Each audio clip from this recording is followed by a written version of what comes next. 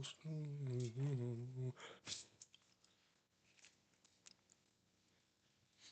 No mouse. Oh hell.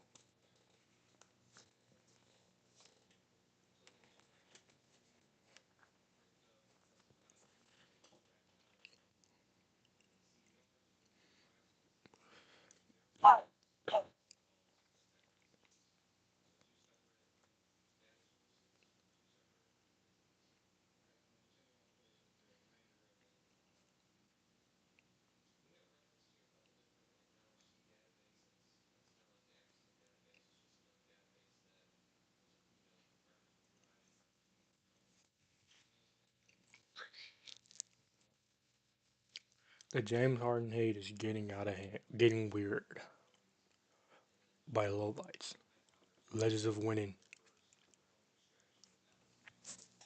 Yep, it's a 34-minute video. I didn't even know it was that long. Yeah, people be hating on James Harden for no reason. Why would he not want to leave to go to a better team when he's 36 years old and he's trying to compete for a ring and try to make his last big paycheck? That's stupid as hell.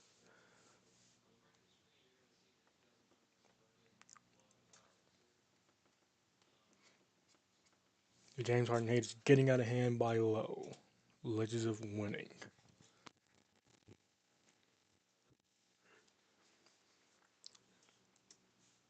Oh, shit, no. Yeah, I don't know why people calling James Harden for wanting to get paid, especially when he's 36. It's probably his last big paycheck, and he's going to a better team to win a ring as well. In a weak Eastern Conference, while he's staying in the competitive West, and the Clippers team that didn't start their season off great. Yeah, they've been doing great recently, but the way they still got like damn near losing record. Why he not go to a wide open East and team up with a superstar in Donovan Mitchell and a great team with the Cavs? Who got great big man. It just doesn't make sense why he would not want to do that. And he's willing to get paid. Why would he not do that? But you chat, not gonna lie, I thought about doing this video on stream, but I was like, bro, it's gonna take a while for me to actually like find the clips about it. But in all honesty, it wasn't that hard. So the deadline came and gone, and one of the prevailing narratives so far is James Harden slander. Bro, I woke up after the Harden trade, and Stupid as everybody just hell. got off Harden Sanders, their stupid as bad hell. take Especially after for this bad trade. take after Like you bad can take. slander on Harden Bro, I about a went lot of on things. Twitter, and Hold on. immediately I'm seeing tweets like these and big You can slander Harden about a lot of things, but this is not one of them, bro. Stupid as hell. He's 36. He needs his last big paycheck. Evan Mobley, hey, I'm open on a low block. Can I get a pass? Donovan Mitchell. Okay, bro. Why are we still acting like James Harden just this selfish ball hog? He really led the league in assists for a season. He's been top, what, 10 in assists for the past couple seasons, I think. So why are we acting like James Harden just a ball hog from that time he had with the Rockets when he was needed to score that many points just for them to win? It's stupid as hell, man. 2026. Evan Mobley. Hey, I'm open on the low block. Can I get a pass? Donovan Mitchell and James Harden on the perimeter. And they're sitting there tug of warring attire, acting as if like James Harden, who has Exactly. not Yeah. played with multiple ball handlers throughout his career, Play as with if like Kyrie Irving, James Harden KD, who else? Westbrook, Joel Embiid, Kawhi Leonard, and Paul George. has ever had a problem with getting a ball. Some of the best years that Big Zoo has had, the best Will we years that like Clint best year? Joel Embiid probably had his best season. I think one of his best seasons with James Harden. What are we talking about? James Harden helps bigs grow. His best year was Zubac. Zubac's best year was James Harden. Nick Claxton, Clint Capella. Hell, he even played next to Dwight Howard for a little bit. They didn't really get along. They didn't really fit that well. Though. But he did play next to Dwight Howard. Capella, man, some of the names that y'all know because of James Harden, it's because of them. The reason why most of y'all know of Nick Claxton is because of his time with James Harden. Exactly. Embiid had some of, if not the best seasons of his Exactly. career because of James Harden or him playing next to James Harden. Maxey improved next to I James forgot Harden. about Tyrese Maxey. Tyrese Maxey started balling out when he got put next to James Harden. Like, what are we talking about? Harden is selfish? He's not going to pass the ball? Like, what? He played next to Chris Paul. He played next to Russell Westbrook. He played next I to forgot about Kyrie Chris Irving. Paul Bro, this nigga's too. been playing next to guards and competent bigs. He played next to Russ and KD back in the day as well. Bro, this man has been around talent this entire time. Ball But now all dominant of a players. sudden, You've been he around gets ball next to dominant Donovan players Mitchell. all the time, Donovan bro. Mitchell. He's going to be sitting And we there think he's not gonna fighting pass the possession ball? over the ball Come on now, as bro. if like he has not proven already that he's been much more adaptable than people give him credit for. Like the fact that and this got 14,000 likes and like Stupid as niggas hell. is like going crazy. Like yeah, this is in 2014. Nah, they cooking him. Or like the fact that like this even got some nasty shit off is crazy. But Wait, Underdog's this- posted this? Ain't this a betting like a thing? I don't do sports bets. I don't know. Yeah, it's right here, gambling or whatever. You would think Underdogs, whose whole thing is like damn near sports betting with no actual basketball. But I guess not. like the fact that like this even got some nasty shit off is crazy. But there's two videos I gotta react to. The first one is by I think her name is Nicole Moss over in CBS, and then the other one, good friends over in PC. But first we gotta talk about this because I do have a theory to why so many people just don't like James Harden, bro. There's definitely like a theory behind it. Suits him. It's like deja vu with James Harden, right? And James here we Harden go. has time and time again shown us that he will always put James Harden first. Yeah, no And to a shit. Why degree, would he put James Harden? He's 36. Why would he put himself first?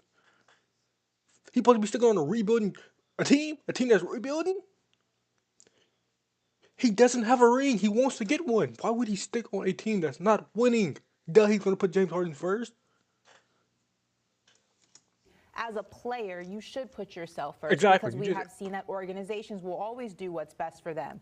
But we're So why are we having this Yeah, conversation? why? Yeah, what's the point? Yeah. Why are we? 'Cause even it having solved this their problem conversation If you were for then going yourself. to acknowledge that, as a player, you should put yourself first. Exactly. Look at some of his peers who didn't put themselves first. Curry is not putting himself first in the last 6 or 7 years, and they just sat there and wasted wise See, men.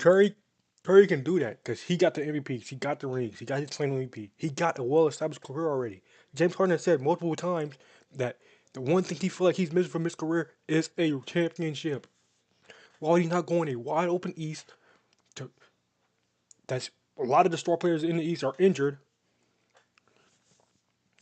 but stay in a competitive West. Why would he want to stay in a competitive West with the Thunder, the Spurs, Houston, Luka and the Lakers with LeBron? Like, why would he want to stay? Why would he want to stay there with the Clippers? And the Clippers weren't doing so good in the beginning of the season. Yeah, they picked it up late, but them losses still going to hurt them. I forgot about Minnesota as well. Why would he not want to go to an East where Jason Tatum's injured, Tyrese Halliburton is injured, Giannis is injured. He's not injured for the rest of the season, but he's still injured. And the Bucks is not doing so good. Their roster is not really put together that well. So why would he not want to go there to join a top team in Cleveland? Wasted Kuminga for Porzingis. Wasted Jordan Poole for To Chris get his Paul, ring let that he Chris feel like Paul he's walk missing from for his nothing. career. Like you can sit there and see And he's someone- willing, and he's 36, bro. This probably his. He probably want to get that last big paycheck before, he might not get that much anymore. Why would you not want to do that? Especially if there's I will understand it if there wasn't a team willing to pay Harden. There's teams willing to pay Harden that big contract. So why would he not want to go accept that big contract? who is allowing the front office to do what they do and look at what it's gotten them. Look at what it's gotten them. Look at what it got LeBron in his first 7 years in Cleveland. He didn't say anything in the result of it all. Look at He what's went to happening. Miami. So to sit there and to say, well, he's selfish, and a part of it should be selfish because all these owners, yeah, who cares? Like the fact that y'all still sit up here and cope for billionaires, and the fact that they had to spend money Crazy. on players that they rely on to make their franchise relevant. Exactly. Boo fucking who? Boo hoo, cry me a river. I'm not about to sit here and complain about a millionaire when there's a billionaire at the top signing the checks. I don't give a fuck about that man. I don't. Thank God somebody else is being selfish, because every single time anybody negotiates a contract, the other player is going to have to figure out a way how their selfish needs are going to somehow trump the billionaires. And y'all never, ever, ever fix your fucking lips to criticize owners and general managers who put themselves in these situations in the first Yo, place. he's But we'll talk wildin'. about that later on. We're now on the fourth team for James Harden. Does it matter? In a matter of 4 or 5 years. And he has constantly shown that he will run from a situation, whether it's a beneficial situation for He's 36. He can't be stuck in a rebuilding team if he wants to compete. What? him, or a situation that's not perfect, but there's opportunity for it to be fixed. There's opportunity to grow. He will constantly run from it when it no longer suits him. Yeah, I'm gonna stay in a situation that not only isn't paying me, but we're 23-7. Struggling. Not willing to pay him.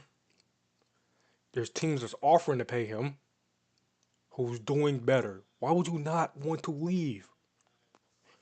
What are we talking about here? Even though we've been the best team in the last 20 games, we're still a losing franchise in a very competitive Western Conference, and we don't have any draft capital, and they're not going to pay me. I have to somehow stay in that situation to prove what exactly? What the fuck am I gaining from this? We're not competing for a championship. We're still a losing franchise, and they're not going to pay me. Who the fuck would ever stay in that type of situation? Exactly. What sense does that make? Who is staying there? What sense does that make? Especially when you're old as hell and you need you feel like your career need a ring. I have that in reverse, I believe. I think was it Philly or whatever the order of that is? Yeah. He forced his way out of one team to go to another. He forced his way out of that team to go to the Clippers. The Clippers have hit their stride in a season that really kind of looked like it was going to be just a disaster for them in one way or another. It was going to be the same old Clippers.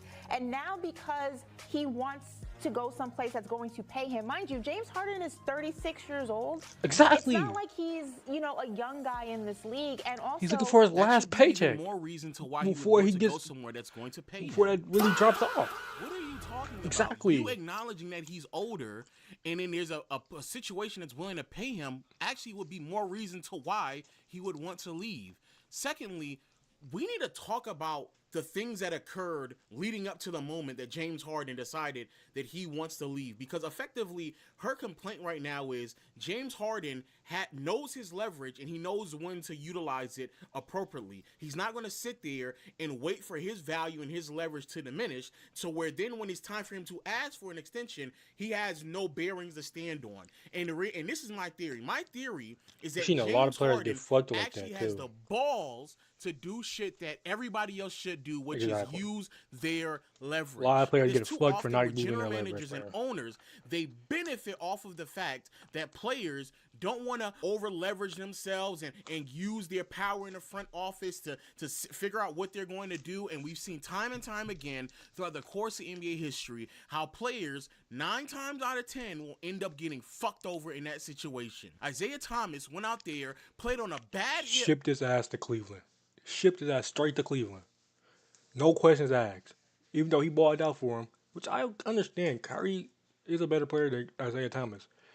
But they don't care about you. So why would I care about the team? Why would I care about the owners and the GMs if the owners and GMs don't care about me? For the organization, put his body on the line. His family member died, still went out there and played basketball for the Celtics. Straight to Cleveland. What did they do? As soon as they needed to ship him off, they did it immediately. Don't fucking talk to me about you sitting there sticking it through for an organization. Who gives a fuck? Why do y'all care? Why do you care? And every single time in real life settings, if you were at a job, always telling you, if you got a better option than what the team you're on now, I always say this: take the other team, man. If they're willing to pay you more and they're doing better, winning more games, playing better, have better teammates over there, why would you not want to go over there instead of sticking with a losing team? It just doesn't make sense. Like, I understand loyalty, but in this reason I'm in here, I'm trying to get paid and I'm trying to win. I'm not going to be stuck on a losing team, especially at the age of 36. And they're not willing to pay me, and we're not really winning, except for recently. You say, I want a raise. I want a raise. And before you ask for a raise, you know there's somewhere else that will give you more money. Why the fuck would you not go to the other places? And that job is doing better as well. When they're also a better ran organization. Exactly. They're better off suited to be more successful this year than where you're at right now. So right now where I'm and they're at, willing to pay not you. only is it not going to look that great on my resume because I'm at an organization or a job that's failing, but I'm also going to take less money. What sense does that make? There's never, ever a moment in your life where you would sit back and do that. You would never do that. So why the fuck do we sit here and expect NBA players to do that, especially when we're talking about an NBA player who is forthcoming about wanting to get paid? And if you sit back and look at all the things that transpired in OKC, he wanted more money. They lowballed him because they didn't want to go deep into the luxury tax, so they lowballed him. He wouldn't even ask for that much. I guess he wouldn't. That's James Harden we know now. I'll go to Houston. Why would you not want to exactly? Why would you not go to Houston if you're willing to pay you? To pay you the money you want, willing to pay you even more. And I use my leverage periodically throughout Houston to not only get paid but get the players that I want, because without me, y'all have been a dwindling franchise. I have provided the most success in franchise history outside of the Hakeem Olajuwon era. Nigga, give me what the fuck I want.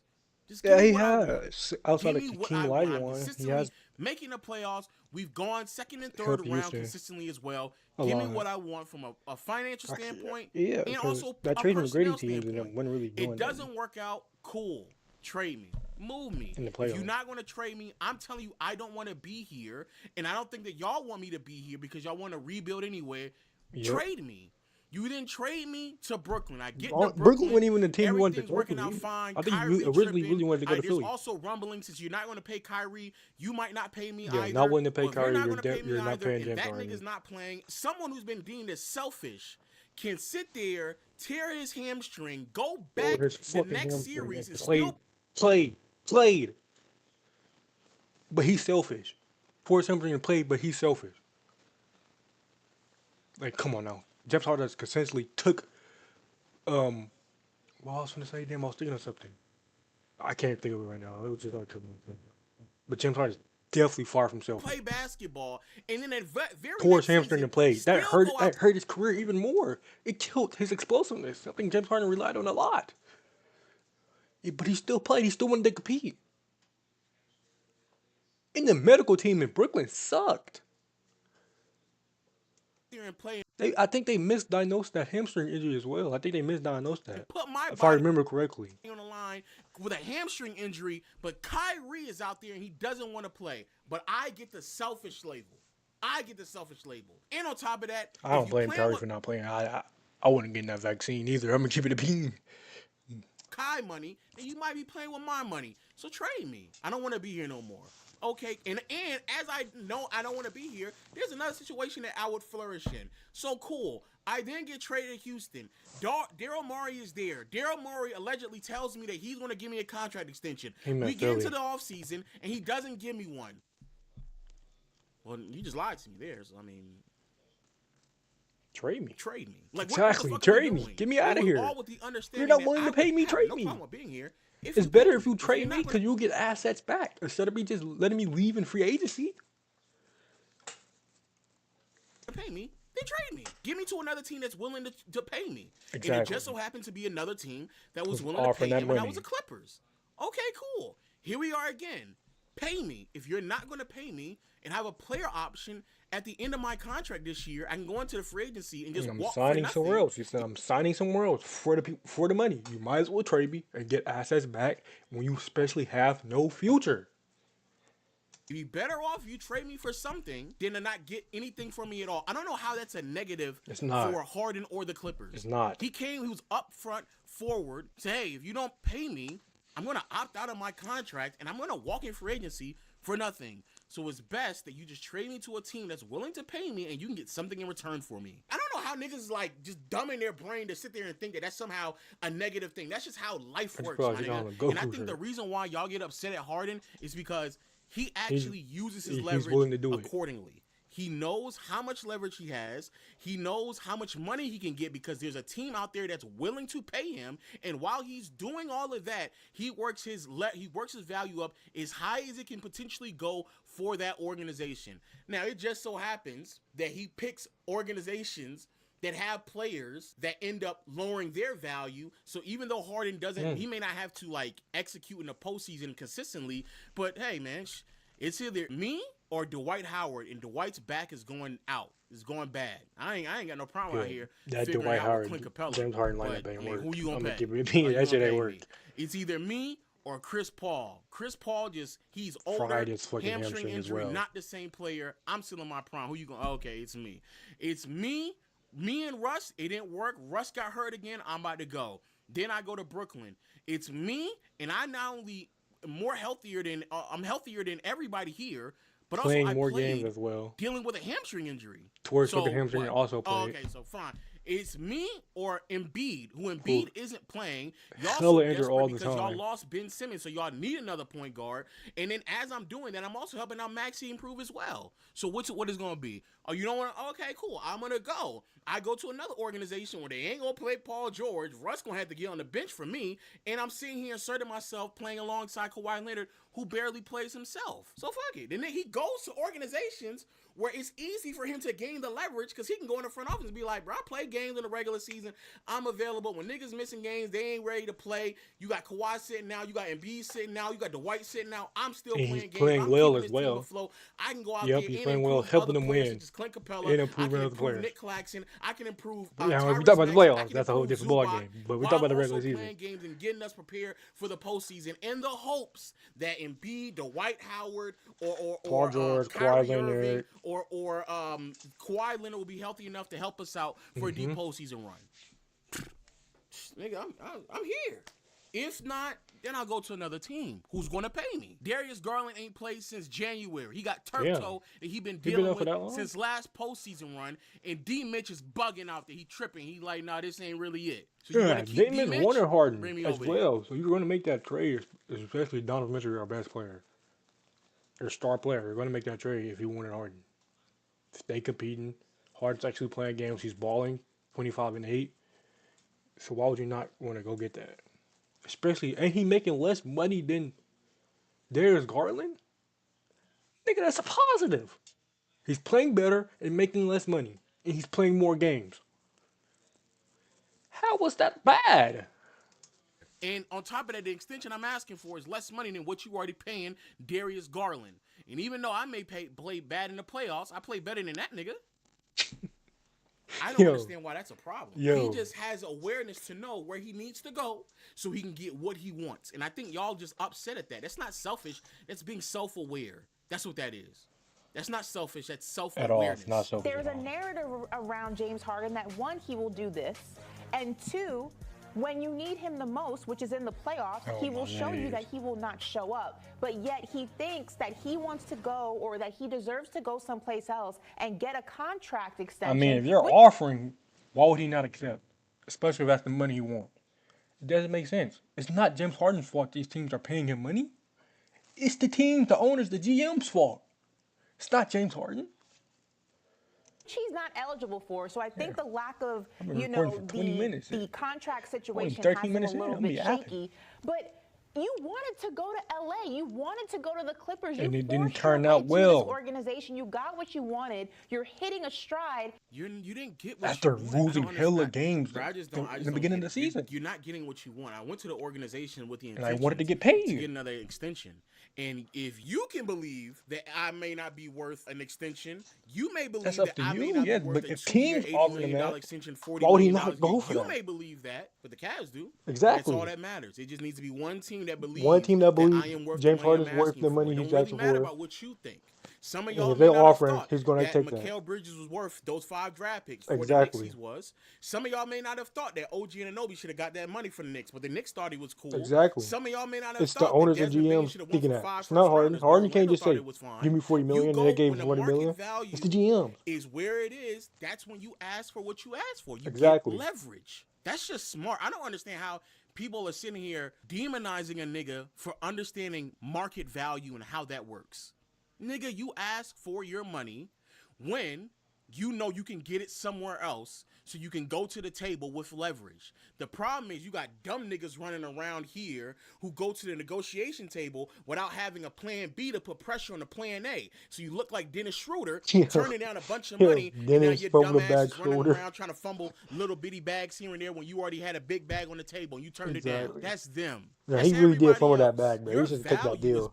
Based on the I'm market, not gonna lie. I guess he tried to gamble on himself. That's life, period. I would have taken that may deal. sound fucked up, but the reality is, if I especially believe that, that your money production is good enough to get us to where we need to, and I feel like you are the piece that can help us get there, then I'll pay a premium price for it because I believe that. And if it don't work, then shit, it don't work. But it ain't got nothing to do with me. That's what not was that James Harden contract again? And now because you don't know what the future I forgot a contract, but I know they were offering hella money for Schroeder. And stay in this situation, and your no, he's 36. Like, yeah, man, I'm just as surprised as you are. James Harden is selfish for. Do you hear how fucking stupid that just sounds? Like, listen to this again. And now because he's 36, why would he stick with a team he don't know what the future holds? And stay in this situation, and your teammates are in the locker room like. She wants a 36, 37-year-old player in the NBA who's looking for one more payday to and stick a championship. It out when the front office isn't being clear about, or matter of fact, they may have actually been direct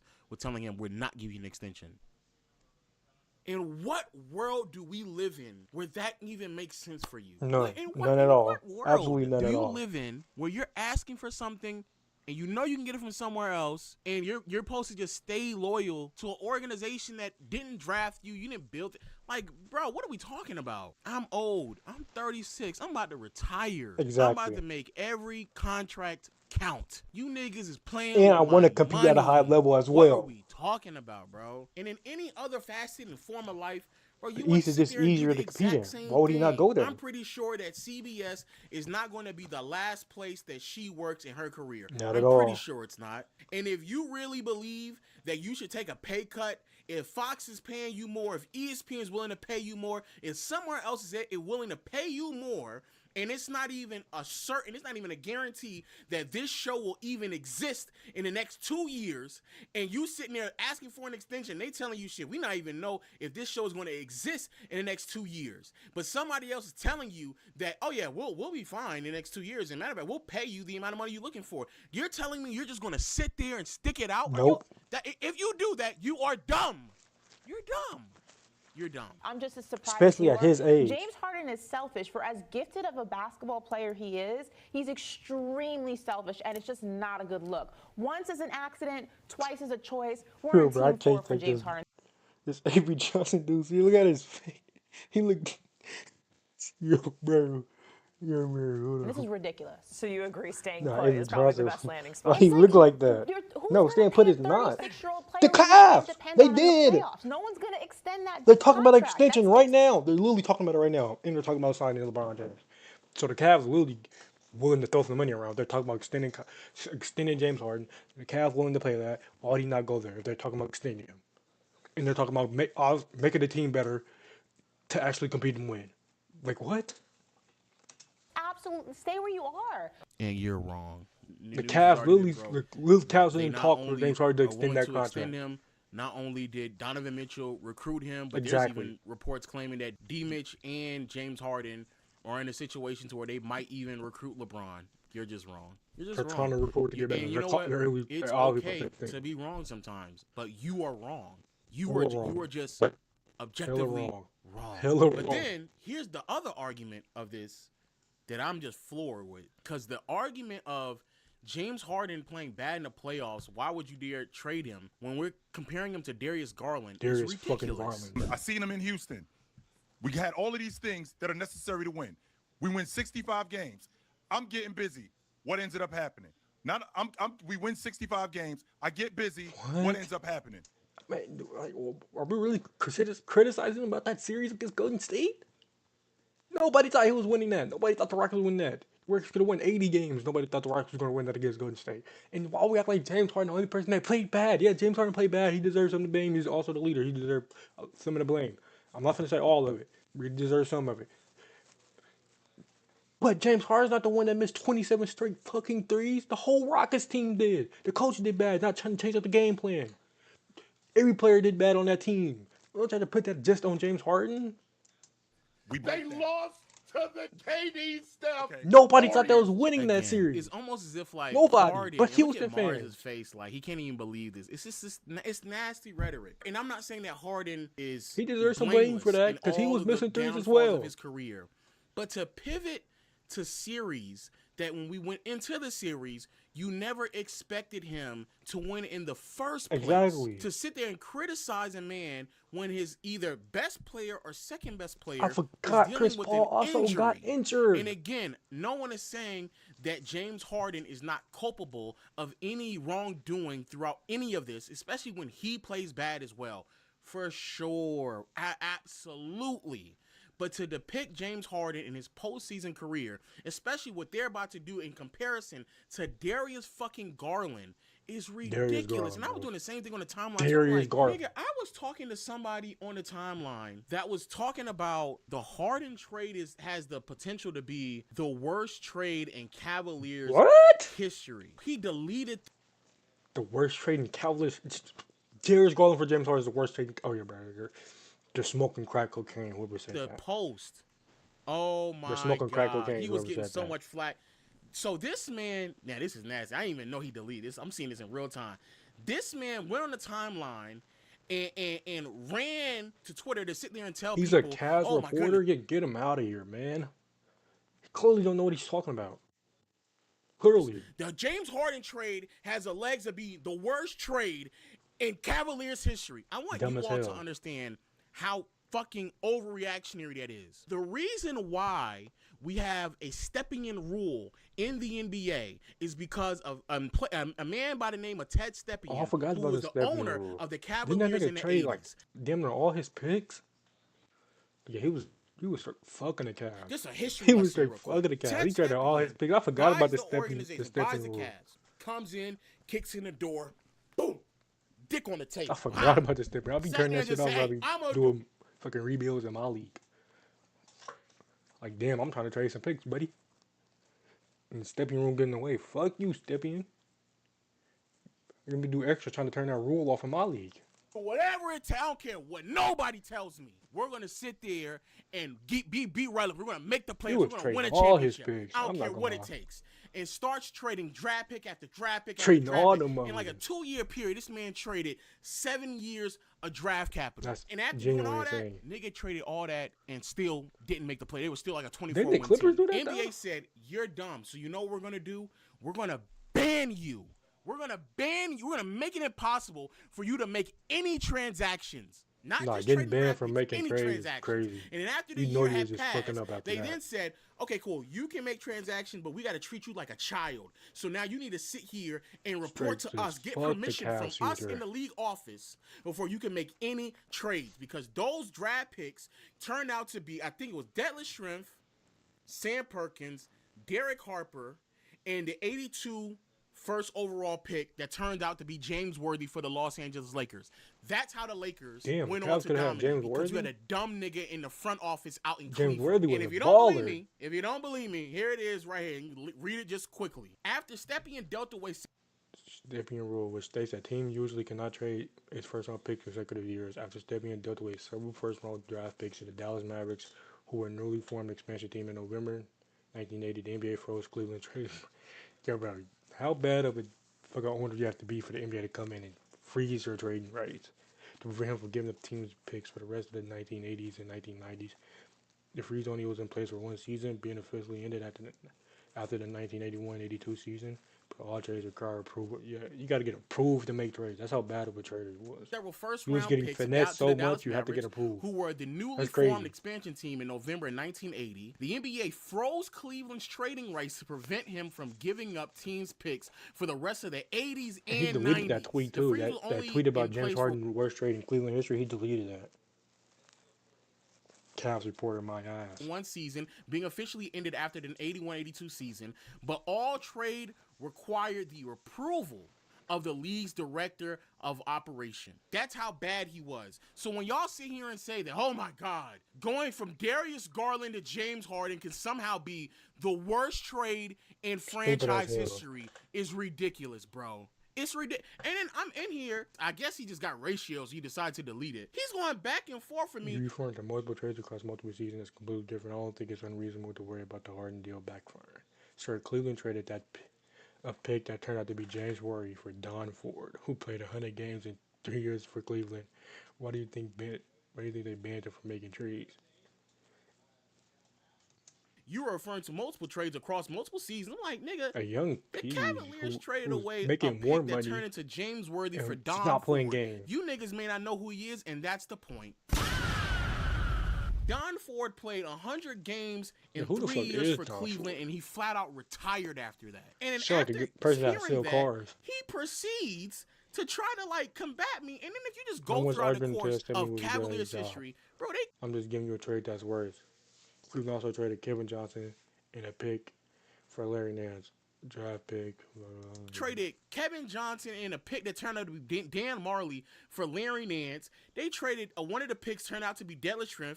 They traded 2 picks. One of which turned out to be Derek Harper for Richard Washington. Geoff Huston. I don't know who these players are. These sound like dead ass just fucking generic players. They traded Ron Harper and 3 first-round picks for Danny Ferry. Damn. And people are sitting there convincing themselves that this is going to be the worst transaction in franchise history, bro. Give me a fucking break. Just say you don't fuck with that nigga and keep it talking out their ass. Jesus Christ. If I get a better performance. I know Danny Ferry. I didn't know the rest of them people. I know. Wait, did he say Ron Harper? Yeah, I know Ron Harper and Danny Ferry. I don't know Richard Washington. I know Derek Harper as well. I know Derek Harper. But the rest of the people I just don't know. I know Larry Nance as well. And Larry Nance Jr. Jesus Christ. If I get a better performance out of James Harden when we play against the Milwaukee Bucks, we can beat them. Kevin Durant doesn't have to go. Oh my God, James Harden had an injury, bro. What are we talking about? He was injured. First person on, bro. This is the first shit I've seen that James Harden get criticized for playing during an injury and not playing to a level I think he should play at. He's injured. Duh, he's not going to be the elite player he was in the regular season. He's injured. Kevin Durant. This is so nasty. James Harden is the only man I know that can go out there and play on a hamstring injury, and that's not being which was misdiagnosed as well. You just need to play better, Harden. Exactly. Even though we all saw you get injured, we all know that you're dealing with a hamstring injury. Get better. You just need to be a better player. Go drop and if 40 it wasn't for you on a torn hamstring, even though Kyrie's not playing at all, if it wasn't for you, then we would have won. Like, what are we talking about right now? Now to go Kyrie for 49. Also got hurt that doesn't have to happen. So now let's move. Kyrie got hurt. Okay. Once again. Kyrie wasn't in shape. Yeah, that was a contact injury. That was a contact. Yeah. So like I'm saying, Aaron Gordon is not in shape. You see them hamstring injuries he dealing with. So when we moved to Philly, because he didn't want to be in Brooklyn in the first place. He got talked into going there. He didn't want to be in Brooklyn in the first place. And then he got talked into playing with in Brooklyn didn't play. He decided that he wasn't once in a century pandemic happened, and he decided he wasn't getting the jab. Chill. So guess what? If I'm supposed to come over here and play with Kyrie and Kevin Durant, and he's not playing, why would I stay? Number one, Kyrie goes down in the playoffs. And then the next. And real talk is what he's saying is true. I just don't understand, like, why is it so hard for people to put into context? You can't just sit there and say he underperformed and we just gonna move on to the next thing. Like, you're not gonna sit here and say nothing about the injury, nothing about Kyrie not playing, nothing about them not paying Kyrie, so potentially they're not willing to pay him the money he's asking for. Nothing. You're not gonna say nothing about his hamstring injury, nothing about none of that. Look at the way he wiped his face. Gonna move on so hard. Playoffs. And then the next. And real talk is look at the way he wiped his face. He was stressed up there. Nothing asking for, nothing. You're not gonna say nothing about his hamstring injury, nothing about none of that. And everybody go to Embiid and talk about how he underperformed, despite the fact that Harden was still dealing with lingering issues with his hamstring. And while that happened, not gonna say nothing about Embiid. Then they're gonna go over to the Clippers and not say anything about the fact that at 36 and 37, or however, like over the last 2 years, bro, Harden has been playing a lot of basketball. Despite the fact that the players around him don't play that much basketball. So somehow Harden, in an era of basketball where y'all sit there and complain about players not playing, put that shit up fast as Harden, 78, 73, 81, 82, 81, 72, 78, 68, 65, but he plays 44 when he gets traded and he's dealing with an injury in between. 65, dealing with a hamstring injury. Was a COVID season then plays 58, and I think 2021 is actually a shortened season. So that's another reason why. But then plays 58 because of hamstring. Comes back, plays 72 and 79 for a franchise that during the season, while he's playing his 72 and 79, Kawhi plays 68. Paul George just plays 64 and 74. Like, he's playing just as many games as everybody else. And then they get into the playoffs, and Kawhi only plays 2 games. Then we go to the next season. He plays 79 out of 82 possible games after you went into the in the postseason. I mean, all season, you said you weren't going to play Paul only played 37. So now, and then you lost Come Russell on, Westbrook. are we real? So now we're slimming down it even more. I played 79 games. Kawhi only plays 37. Bogey only plays 30. Powell only plays 60. I get to play 79 games and carry afloat everything. Zubac has the best season of his career playing next to me. That doesn't matter. None of that matters. And in the following season, when it's time for me to ask for a contract extension, when I'm averaging the most points I have averaged, don't extend him. They don't give them once again. So why would he stay? At the beginning Why would of he stay? Season, that nigga Kawhi still was not able and prepared to play. So then I have to go out there and average 25 points. The first time I've averaged 25 basically since I left Houston. Post hamstring at 36-37, I'm out there averaging 25 and 8. And I'm not even sitting here saying that it's the most impressive 25 points per game you've ever seen in your life. No. I'm not sitting here saying that I want my team to give him $40 million. No. But you cannot sit here and tell me that you're going to absolve everybody else of their responsibility through all of the shortcomings in that man's career and just put it all at the feet of James Harden. Bro. He doesn't want to get the shot. Running with him, delivering also. You have said that to me countless times. You stay on Joker. Can you think about a playoff series in which you're playing on a team and your second best player won you 2 games? The second best player won you 2 games. And he lost you 4. Who cares about the 2 games? He did not lose Philadelphia 4 games. That's a lot. Oh, real talk.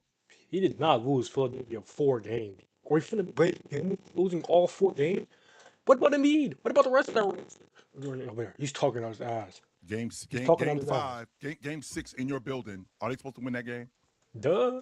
Did you see those fourth quarters, real talk? When they're up, he's not the only person that played terrible. We're up 3-2 in the series. We win game 6. Series is over. We're done. Goodbye, Boston. Take care. Why were you up 3-2, Chill? Why were you? Did you just say why were you? Why was Philly up 3-2? And once again, real talk. I am not talking about James Harden. What does that matter? Stay right there, Ron. Stay right there, Ron. What do you mean? What does it matter? Again, this is just nasty. Again, Harden plays bad. He's the reason they're up. Put into context that Embiid missed part of that series because he wasn't healthy. Like, all that stuff comes into it. I don't know. At the end of the day, bro, the hate for James Harden is so unwarranted, especially when we're talking about comparing him to Darius Garland. Darius Garland. Crazy. And I have to sit here and hear people complain about who knows what Harden's going to look like in the playoffs. He might melt. He might fall apart again. It's Darius Garland this nigga's replacing. He wasn't playing anyway. Extension from Cleveland.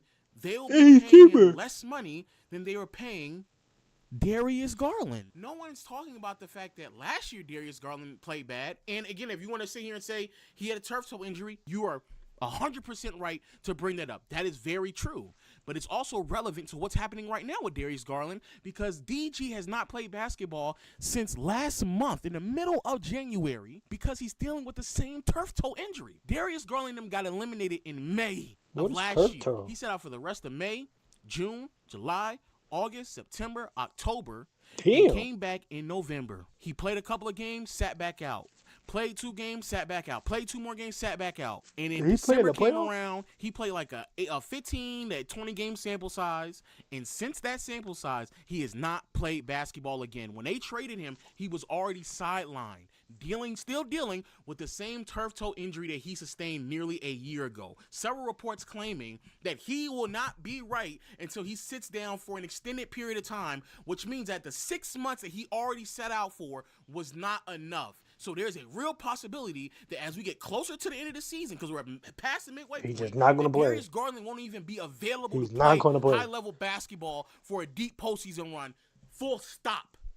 Not play good, not play bad. He just won't be on the court, Period. I have never in my Crazy lifetime heard people say that's the worst trade in that Cleveland's trading history. for Come a on now, player bro. that won't even be available to play Calf is analysis, by the somehow way. worse than having a player that may perform poorly in an Eastern Conference that is the weakest conference that we've seen in years now. Be serious. Again, this is East not is me wide sitting open. here Who advocating will not for go James there? Harden. This is not me sitting here claiming that Harden is invincible and should not be without blame. This is not me sitting here saying that Harden has been the best. But you need to understand two things in life. You need to understand your value is based off of your perceived value, how people perceive you and what they may need out of you in that moment. It does not matter what this person says about what they would give me if somebody else somebody's offering that money. More. You Who gives take a it. fuck about what you think?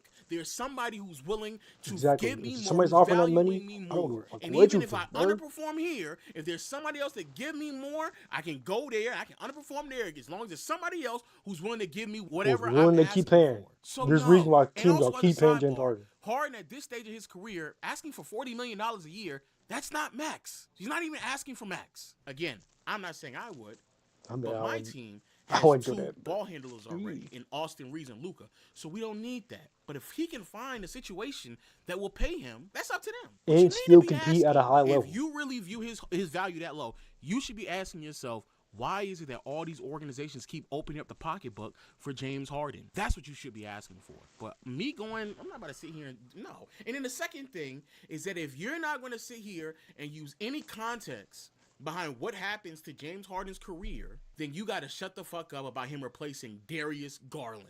It's Darius Garland. He's a bunch of Cavs fans talking about the promising potential and it looks like the next 5-7 years down the drain. Nigga, you're not winning anything with a duo of DG and Evan Mobley. Just letting y'all niggas know. Your best opportunity to make a conference finals appearance in further is right now. Yeah, but y'all not winning Darius Garland has never shown any potential to sustain a level of play of Donovan Mitchell. Especially Donovan Mitchell is not happy. He's leaving. On the team right now with Darius Garland and Evan Mobley and Jared Allen, y'all niggas still can't win. So what do you believe? Jared Allen been balling these last games. Evan Mobley and Darius Garland will be good enough? No. Hell no. Let somebody else run that risk. That was a great video by Lowe. Great video. Damn, this shit 45 minutes. Damn, I was yapping.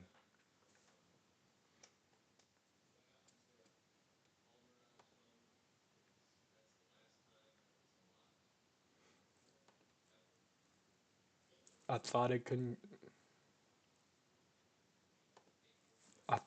get worse by Jimmy Howroller. I think he's talking about that Luka trade. Yeah, that shit AIDS. I'm not gonna lie, that shit is AIDS. You traded Luka Doncic for fucking Chris Middleton in the back of half-eaten potato chips and a spoiled apple. Like, holy hell, bro. Luka Doncic, a generational player. I don't give a fuck if he had diet issues, if he was sniffing crack cocaine. Luka Doncic, man, who'll give you 38-8 for Chris Middleton, Chris Bosh, Lucky Socks, and a half-eaten bag of potato chips. Yo, bro, you're losing it. You're coking out. You can fix Luka Doncic. You can fix Luka Doncic's diet. But you'd rather trade him for Anthony Davis and trade Anthony Davis for Chris Middleton? I don't think the Lakers, I don't think the Mavericks even got that many firsts out of Luka. We've seen Desmond Bane go for 5. Yo, this Luka, I don't know. It had to be scripted. Luka trade had to be scripted. They bring the sales. They bring sales back to the NBA or something. They bring the views back to the NBA or something. It had to be scripted. They're trading a player like Luka for Anthony Davis, flip Anthony Davis for Chris Middleton. Just no way. It's a disaster of a trade, bro. Trade so ass, we think it's scripted. It's a disaster of a trade. Or 368 days to be exact, the basketball world came to a halt as news broke that the Dallas Mavericks sent Luka Doncic to the LA Lakers in an inexplicable trade. That might be, I wouldn't say that one. I was going to say this might be I got to see how it play out before I clown this as the greatest finesse. in NBA history. Right now, the greatest finesse in NBA history is still that Paul George Oklahoma City Thunder trade. It wasn't a finesse at the time because Paul George was playing at an MVP level. I mean, he did have injuries in that playoff series, and he did kind of do bad in that playoff series against the Jazz. I think that it was either the Jazz or the Trailblazers series that let him get traded. I can't remember which one. He wasn't playing that good in either of them. But, yeah, he was playing at an MVP level. But, man, how that trade came back to bite the Clippers in the ass, bro. That might be one of the greatest. And it won the Thunder a championship as well. That might be the greatest finesse in NBA history. Not only was this news shocking, might be a but genius. the immediate and justifiable reaction This trade was is that up there this too. trade But we got to see how this trade play out a little more. Possibly the dumbest trade in NBA history. But only But I'll time say will this tell trade from at the beginning was pretty dumb. OKC trade, like, yeah, it's pretty dumb to give up a lot of your draft capital like that. But Paul George was elite. I wouldn't do it, but Paul George was playing elite. But this trade is pretty dumb. You give up Luka like that, you don't get really much in return. But Anthony Davis, who's constantly dealing with injuries, and you knew that, and Max Christie, and not even actually that many first round picks. Luka should be going for like 10. Luka Doncic should have gone for like 10 first round picks. And if the Lakers didn't have 10, how many first you got for the foreseeable future? You're giving them to me. You could throw protection on them, whatever, but I need them. For Luka Doncic, yeah, I need them. if it was truly the worst trade we've ever seen. Fast forward 1 year, almost to the day, and turns out the initial reactions were correct. Because the Luka trade wasn't just dumb. It is now definitively the worst trade in NBA history. Cooper Flag is a baller. Cooper Flag that's a star right there in the making. Today's video is sponsored by DraftKings. I don't do gambling. This past Wednesday saw one of the busiest trade deadlines in recent years. After what looked like it was going to trash about this trade deadline was tough. Man. We got to see a lot of trades, man. And we see like star players get traded. Anthony Davis, James Harden. Like, but this trade deadline was tough. It's better, one of the better recently trade deadlines. Be an uneventful week. Trades began to pour in from around the league. James Harden to the Cavaliers, Garland to the Clippers, Vucevic to the Celtics. I've seen people clowning Shams though for not getting that Giannis trade. I've seen people calling Shams washed. Jaren Jackson Jr. to the Jazz, Jared McCain to the Thunder, and in the midst of a flurry of trades came this dreadful transaction. The final chapter in the worst trade in NBA history. After a fairly quick negotiation, Anthony Davis and company were traded to the Washington Wizards in exchange for Chris Middleton, A.J. Johnson, Malachi Branham, Marvin Bagley, 2 first-round picks, and 3 second-round picks. An exchange that doesn't sound terrible at first glance, but after about a second of coherent thought, the reality sets in that what the Mavericks have managed to do over the last 12 months might just be the most egregious case of mismanagement in the league's history. Because if coughing up Luka for AD in a bag of chips wasn't bad enough, the Mavs doubled down and sent AD packing for next to nothing. Now, Anthony Davis was the bulk of the haul the Mavericks received for Luka last February, meaning that the Mavericks have now essentially traded away franchise icon, perennial MVP candidate, generational player Luka Doncic. We got 1 first out of that trade? Oh, hell no. Luka should be going for all the first round picks the Lakers had. They only got 1. Anthony Davis went for more first. Holy hell. Y'all didn't get no seconds? 2 starting caliber players, 3 first-round picks, 3 second-round picks, and so we could have made this trade a little more realistic. But a lot of these assets either aren't worth much or were simply add-ons throughout. Them picks from Washington is a Thunder's pick. You're not getting shit from a Thunder's pick. I'm gonna keep it a bean.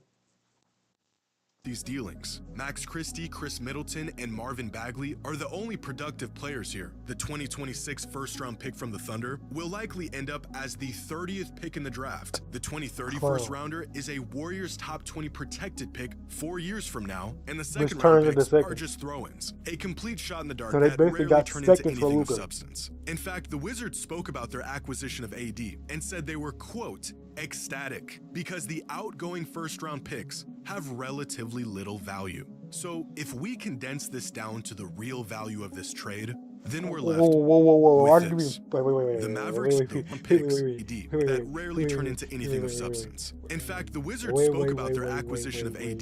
That pick that Warriors pick is top 20 protected, so you're guaranteed not to have a top pick in the draft, even if the Warriors do bad.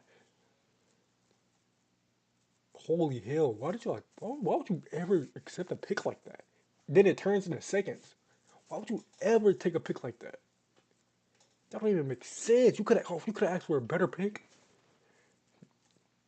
Years from now, and the static, because the outgoing first-round picks you could have offer for relatively a better pick? little value. So if we condense this down to the Top real 20 value of this protected? trade, then we're In a left Thunder's pick? with this. Oh yeah, hell. The Mavericks traded Luka Doncic for Nah, a starter, Max 2 Christie has been rotational Bond. players, Give him a minute. and 1 first-round pick. This is not a bad trade. This is basketball malpractice. This might be the worst trade. Reprehensible. A fireable It's up there. offense. It's definitely up there. Oh, wait. Compare what the Mavericks got for Luka Doncic to some of the blockbuster trades we've seen over the last few Desmond Bain went seasons. for 5 picks. 5. All these players went for 5 or more picks. And Luka went for who? And one of them is turned into the second guaranteed, and the other one's a 30-round pick guaranteed. I mean, not 30 round, 30 overall pick guaranteed. That shit is a shame. Nico should never be picked up as a GM ever again. And then the person that just approved this Anthony Davis trade, they also should never be hired ever again either. I'm not gonna lie. Completely just fucked the Mavericks in their future. I mean, you still got Cooper Flag. Other than that, bro, you're fucked. And you would be convinced that Dallas is actively attempting to be relegated to the G League. 2 years ago, the Nets got 5 first-rounders and a first-round pick swap for Mikal Bridges. In 2022, Rudy Gobert was worth half a roster, 4 first-rounders, and a first-round pick swap. The OKC Thunder built a championship off the back of a singular season of prime Paul George.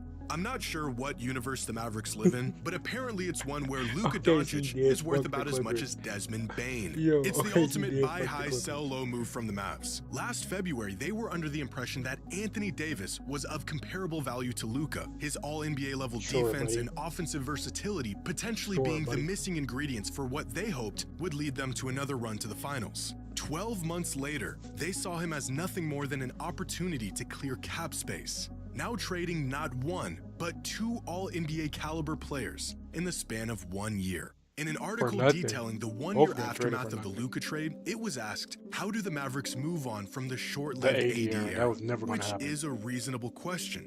If this article didn't come out 2 days before he was traded, the Mavericks were already moving on from the quote AD era while he was still physically on their bench just a year after they traded the soul of their franchise for him. The total value they got out of AD, 29 games played out of a possible 81. Only one of those games played with Kyrie Irving. 18 injuries. Yes, you heard that right. 18 and 16 wins. Holy hell. The Mavericks traded Luka Doncic for 16 wins.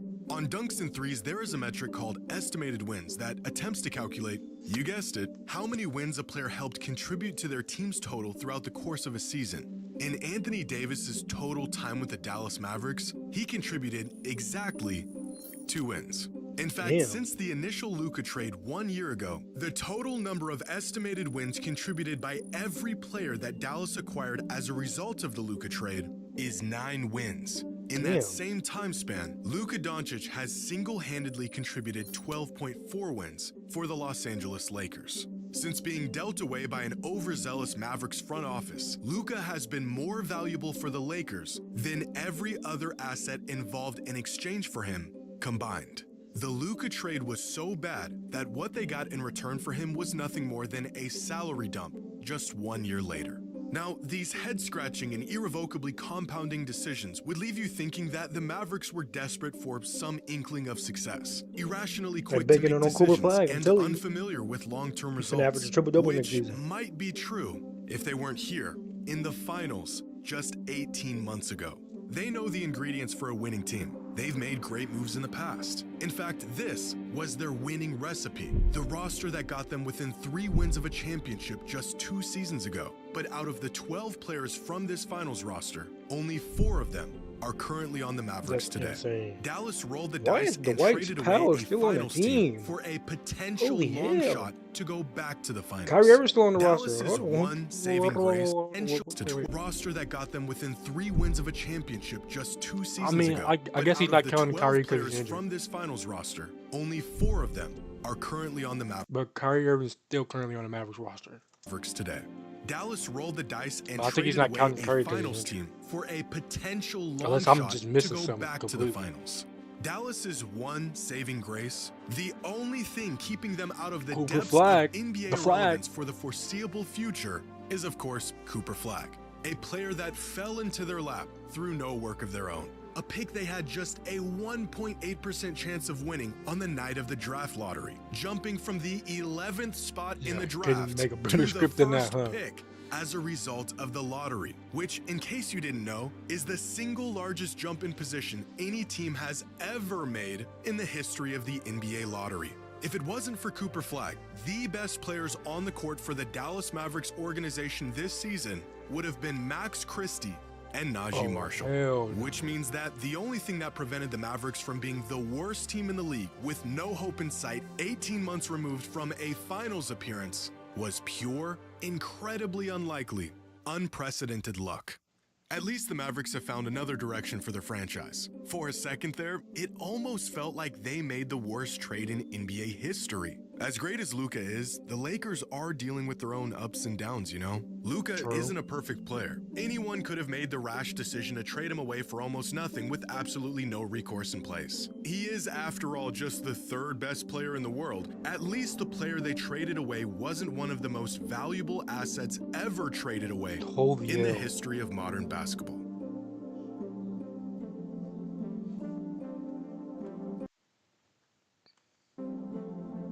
That was a great video by Jimmy High Roller. Yeah, that Luka trade might, if Luka gets an MVP in the next couple years and gets a ring in the next couple years, that Luka trade is the worst trade in NBA history. Like, because the Clippers got a couple seasons out of Paul George. You got 29 games out of Anthony Davis? Hell no, man. And you traded for Chris Middleton. Chris Middleton? Yeah, bro, it's over. Fucking Chris Middleton, bro. You traded Anthony Davis for Chris Middleton. Chris Middleton.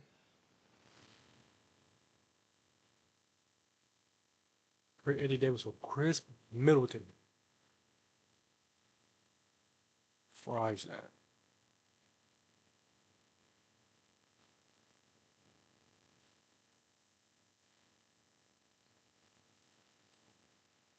You got Walking Dead Volume 2. I did Volume 1. Now we're on Volume 2. This is the volume, we see Tyrese for the first time. I know he comes in, like, Season 3. We see Tyrese in Season 3. We see Tyrese super earlier on in the comic than the show, which is crazy. Because Tyrese was like that. Second in command for a while in the comics. Which is insane. He don't really become that in the show.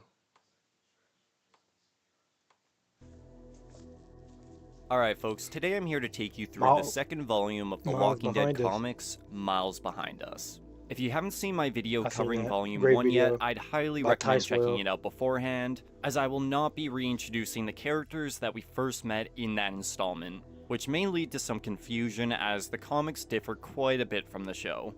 But as mentioned in my previous video, Volume 2 actually saw a change of artists as Charlie Adlard had taken over the reins from Tony Moore, leading to a different but equally as clean art style in my opinion. But what doesn't change between volumes is the quick pacing of the story compared to the show, as the entire farm arc, if you can even call it an arc. The arc in the comics, they get out of there pretty quick. Glenn stays behind, and the barn don't goes down, like, the farm doesn't burn down. They just leave, and Herschel stays. And then when they find the prison, they come back and like, yo, Herschel, we got like a place that's well fenced. It's like well put together, all that. You can come back with us. That's how they went. The farm didn't burn down in the comics. and Herschel would have to leave. Herschel chose to leave. Takes place within only 3 issues, opposed to the TV adaptation that plays out over 13 episodes. And with crucial characters like Shane already gone by this point in the comics, you're going to see quite a few plot lines changed as we go, so I'm excited to hear your thoughts on this chapter in the comments down below. And with that, if you end up enjoying this video, please consider hitting that like button, and drop a sub to see more videos like this. I wouldn't say it's my favorite. While attempting to adapt to the new world, Officer Rick Grimes was forced to watch his best friend Shane Walsh descend into an inconsolable rage, as he held Rick at gunpoint after developing feelings for his wife Lori. However, his breakdown would be cut short as the young Carl Grimes would shoot Shane in the neck, believing he was protecting his father from danger.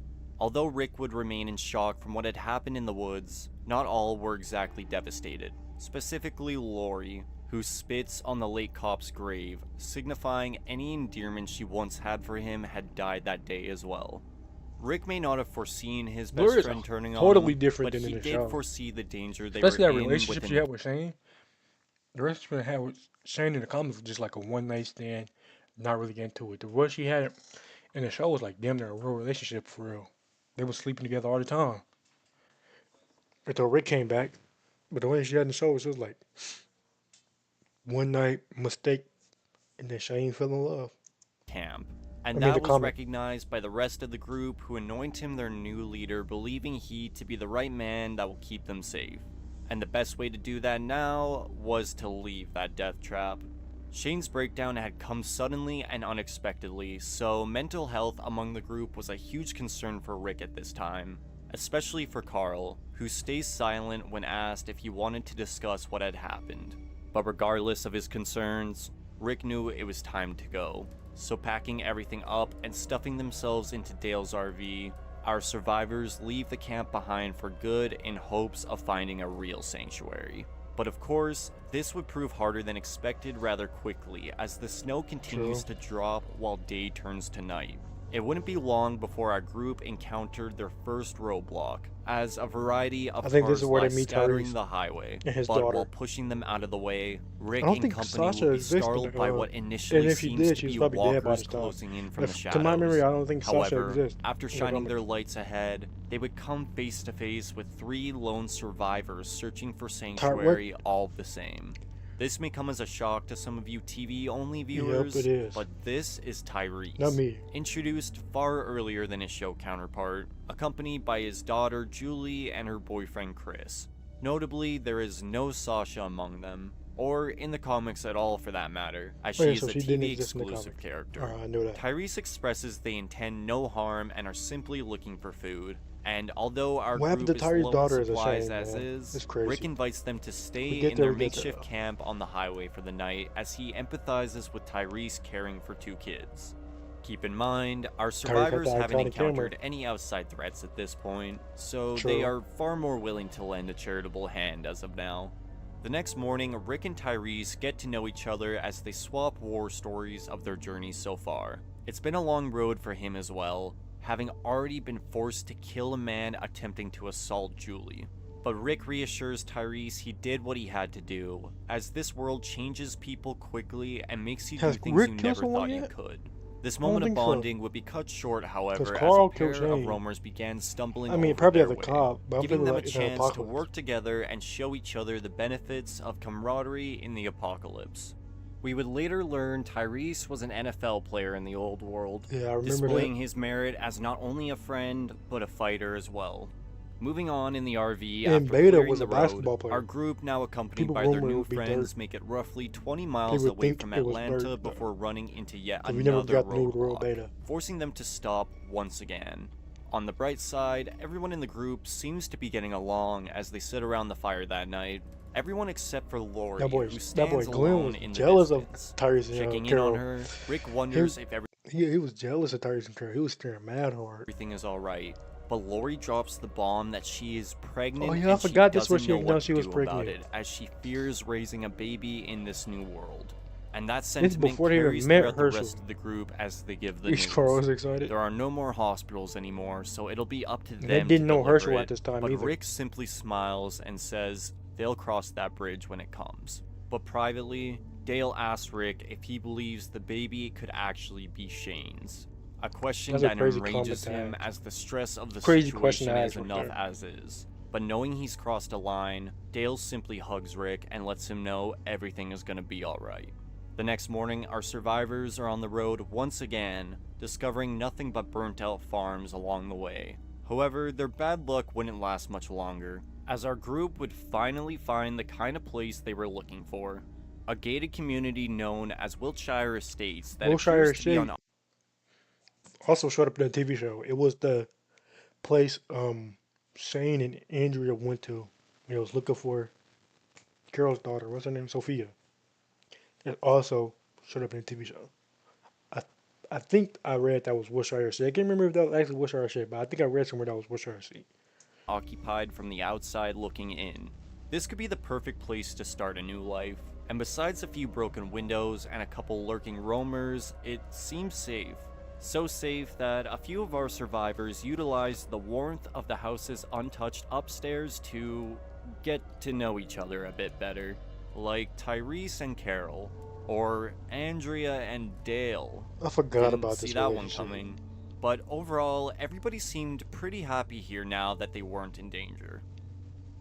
Except they totally were, as while patrolling the rest of the neighborhood the next morning, Rick would discover a sign that had previously been covered in snow, warning those to stay out as the inside was infested Wasn't this with place the dead. full up with And supplies almost as well? Immediately after, Donna would be bit directly in the face by a roamer, alerting the rest of the congregated herd to swarm the streets as our group flees, leaving Donna behind to be devoured as her husband Alan breaks down in tears. Now, this is a relatively short scene in the comics, but Wiltshire itself has a bit more history than expected, as the Rise of the Governor novels that take place in the comic universe reveal the Governor himself had visited this place in the early days and even wrote the warning sign as they were chased out by the dead all the same. But regardless of who tried to warn them, they were now down another group member, a loss that would send Alan through a dark path and confuse Ben and Billy, who were too young to fully understand their mother's death. But unfortunately, our survivors were now back to square one out on the road in the RV, and quickly running out of food and fuel, forcing them to stop once again to siphon gas and do a bit of hunting in the woods. Allowing Carl to tag along, Rick and Tyrese discuss the possibility of Alan harming himself as, after Shane, it's hard to predict people's behavior. But getting interrupted by what sounds to be an animal in the woods, the three quiet down and take aim before...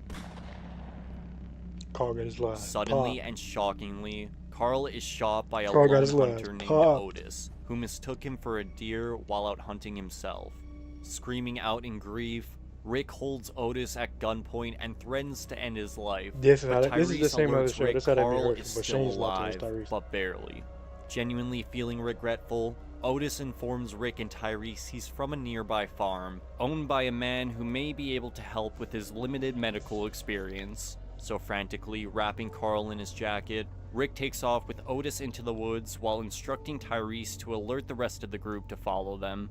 Sprinting across the field, Rick and Otis arrive at the farm with Carl bleeding heavily in his father's arms. Here, we are introduced to Herschel Green, the man who would be generous enough to attempt surgery on the boy despite the lack of experience. And within a couple hours, the rest of the group along with a frantic Lori would arrive as well, just in time for Herschel to announce that he believes Carl is in stable condition, but still recommends praying for him as he wasn't out of the woods quite yet. Hold on, I just have to fix something. They were gonna have to just wait and see how he does in time.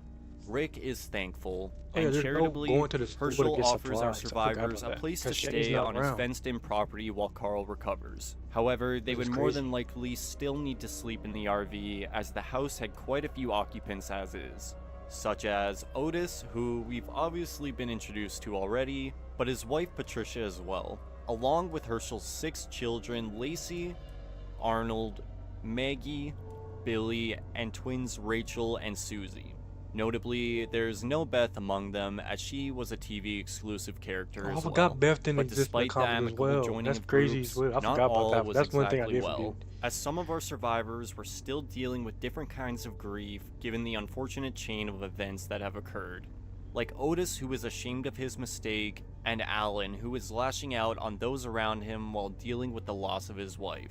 But not all was grim, as by a miracle, Carl would wake up barely a day after his injury, just in time for Sophia to run in and give him a kiss on the cheek.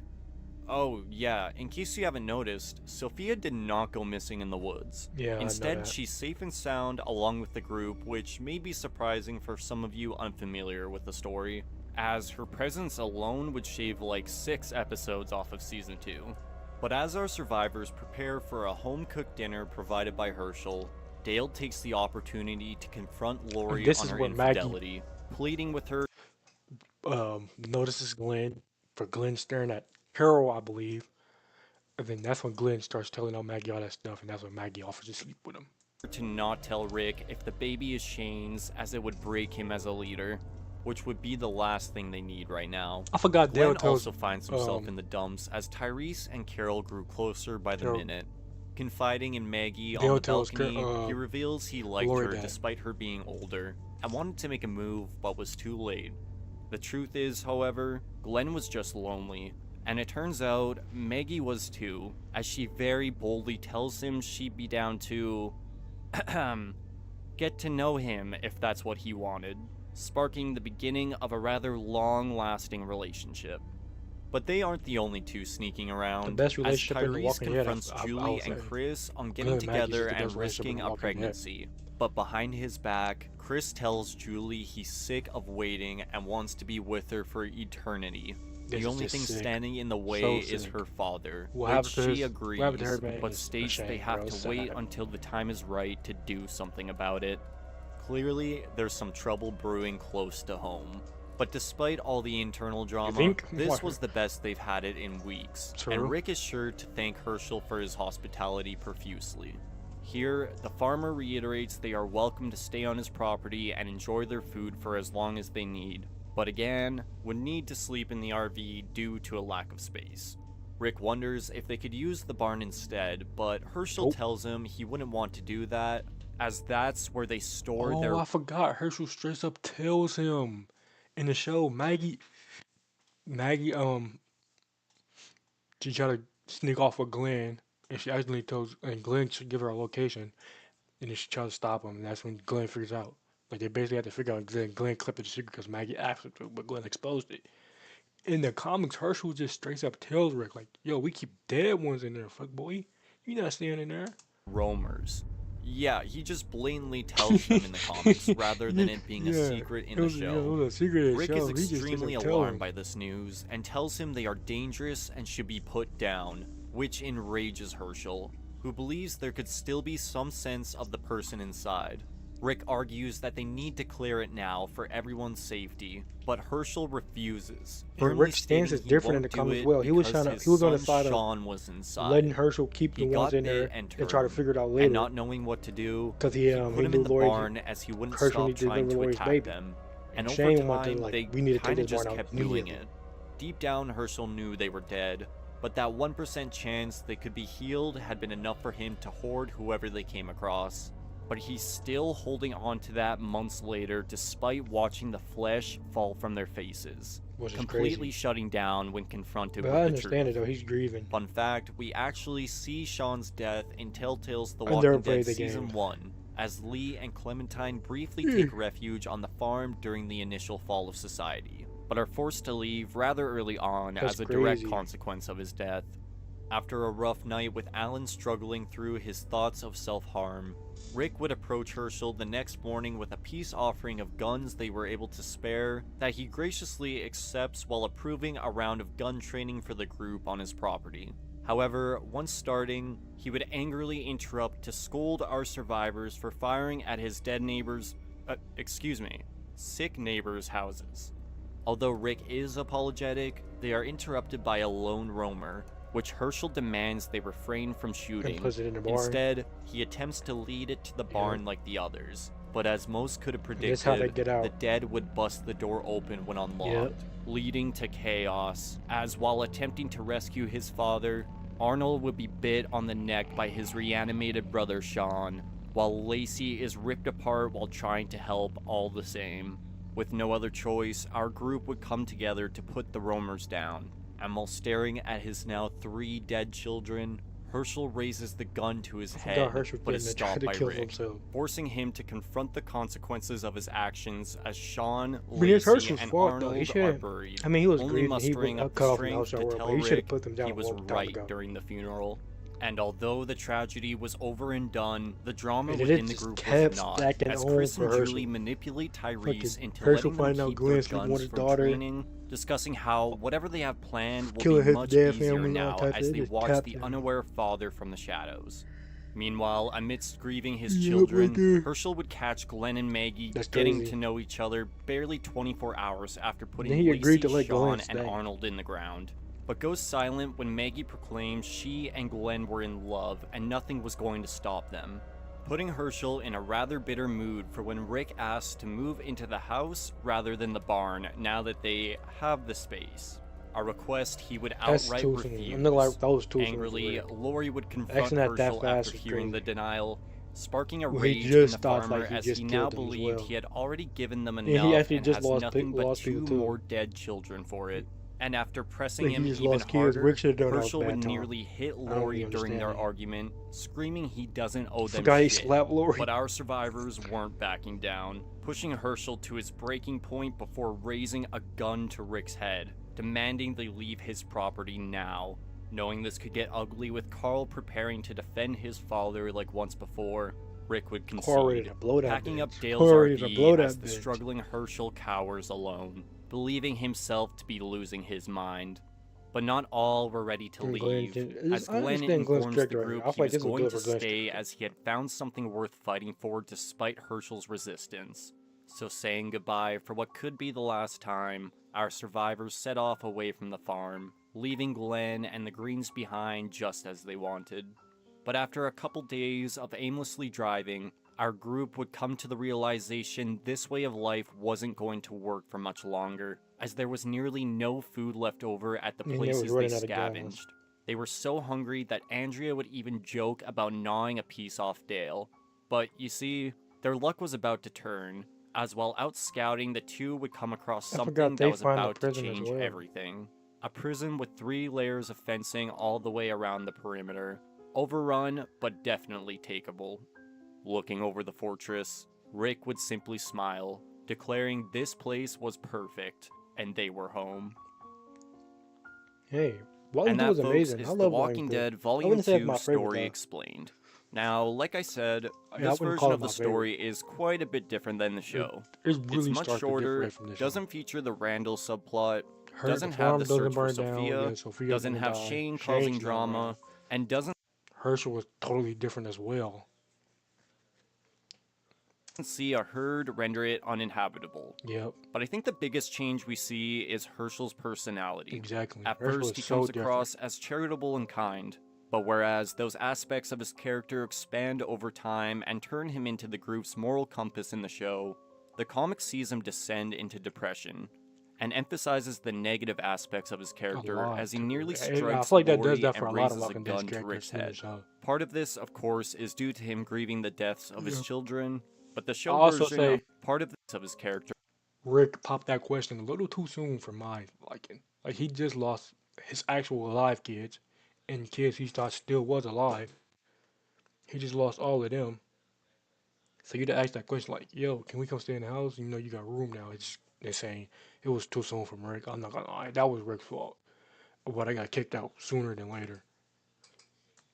As he nearly strikes Laurie and raises a gun. But I understand why Rick asked that, because Laurie is pregnant.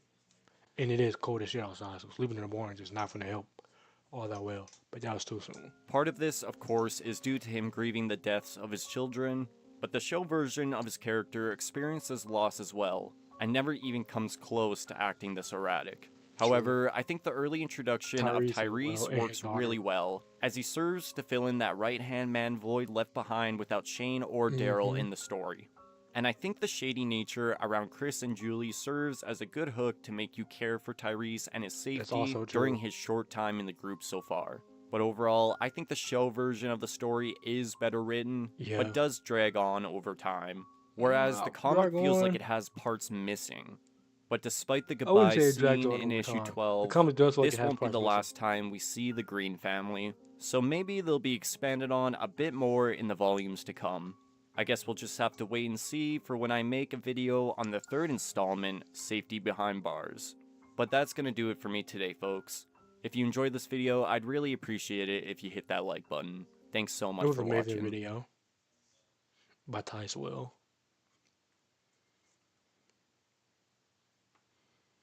Yeah, Ray was geeking acting to move in that house. Now that I'm thinking about it, man, that was way too soon. Nigga, the next day? Come on, man.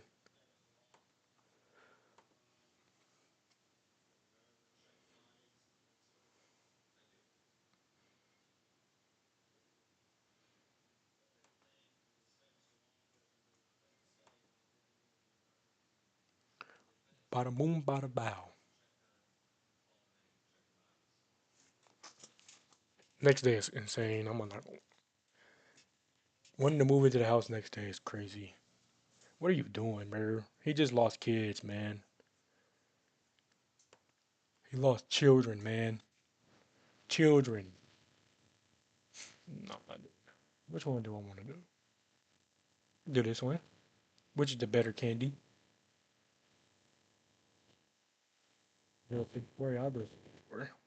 Which is the... Oh, I forgot to press record. Alright, we doing which is the better candy? Rolo.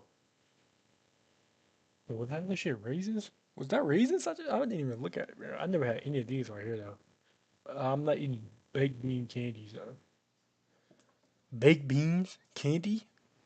Oh, hell no. Hell no. I don't even know what 100 grand is. But I just can't, like, I don't know what this is either, but I'm not eating baked bean candies. That's crazy as hell. Ooh, Skittles or Swedish Fish? I'm going Skittles. Ain't Skittles like poisonous or something like that? I'm going Skittles though. Skittles are better. I never had peanut chew Tootsie Pop. How many licks does it take to get to the center of a Tootsie Pop? Reese's Pieces. He's born. Ooh, Milky Way or Sour Patch Kids? I'm going Sour Patch Kids. I like Sour Patch Kids more than I like Milky Ways. Wait, Milky Way is it? Nuts in the middle, right? I think so. I could be wrong. I want Sour Patch Kids. Hershey. Ooh, damn. I'm going Hershey's over Kit Kat. Especially because Hershey got more different type of flavors. I mean, like, different type of variants. And then a Kit Kat. They both good, but I'm going Hershey's. I think Hershey's is better than a Kit Kat. Especially as just a regular Hershey's, yeah. And ain't this gum? I can't remember Pez at all. I never had this. I'm going bad. I think that's gum, ain't it? Good and plenty. I never had that. Tootsie Roll. Mentos. Never had any of these bullshits. Ooh, fruit roll up or dots? I want fruit roll up. Dots are low-key mid as shit. I'm gonna keep it a bean. I'm going for roll-ups. Dots are mid. Juicy Pop. Laffy Taffy. I never had this. Peppermint Fitty. Twizzler. Or Mike and Knights or Milk Duds. Mike and Knights. M&M's. Gummy Bears. Hubba Bubba or Lemonhead. I'm going... Both of these are like just incredibly mid. But if I had to choose one, Hubba Bubba. Crunch bar. Oh no, I wanted the other one. Damn, I should have read more. Airheads. Now later. Ring pop. M&M's peanut. M&M peanuts. Second best M&M's. M&M caramel is the best. I'll say M&M peanuts than original M&M's. Figure that. I love me some Whoppers, but I'm going Starburst. Snickers or Twix? I'm not gonna lie. Twix is better. I'm gonna give it a bean. Twix is just a better chocolate. I don't like nuts in the middle of my paws. I don't really like nuts in the middle of my chocolate, bro. I just don't. I like when I just like regular chocolate bar, no nuts. I think you can get Snickers like that, but this one clearly got nuts. So I like Twix more. I think Twix tastes better. Whatchamacallit. Almond Joys are fucking disgusting. Almond Joys is the worst candy to ever exist. Nerds. Reese's Takes 5. Ooh, Reese's Takes 5 or Butterfinger? I'm going Reese's Takes 5. Reese's Takes 5 is amazing, bro. They're so good, bro. Nerds are now leaders. Hubba Bubba. I don't know what the fifth apple is. Hershey's. Sour Patch? Sour Punch or Twizzler? I'm going Twizzler. Heath. Ooh, are Airheads? Heath. Airheads is good, but I'm going Reese's. Laffy Taffy or Ring Pop? I want Ring Pop. Gummy Bears. Dizzy Pop. I mean, I don't know what 100 grand is. Ooh, I'm going Starburst. Twix. Yeah, I'll take Twix. Mike and Knights. Tasty Roll. Reese's Takes 5. Fruit Roll Up. Twix or Ring Pop?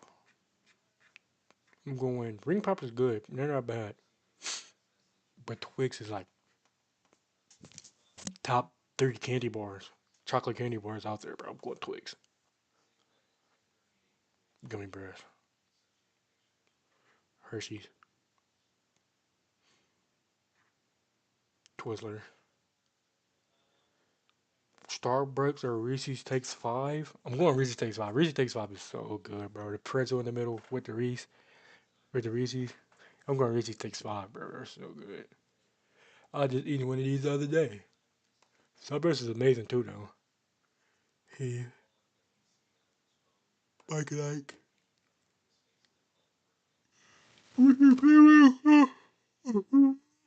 Reese's. Oh, what the fuck did I just say? Reese's Peanut Butter Cups or Fruit Roll-Ups are going Reese's Peanut Butter Cup. They're amazing. Reese's Peanut Butter Cups. Ooh, I'm going Reese's Takes 5. Heath.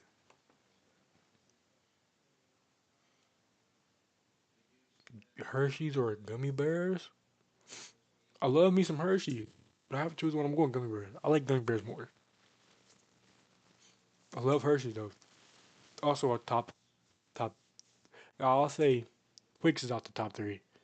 Twix is a top 5 chocolate bar. Hershey's is a top 3 chocolate bar. Hershey's, and we're gonna see more on the available list. But I'm going Gummy Bears over Hershey. I like those more. I think they taste better.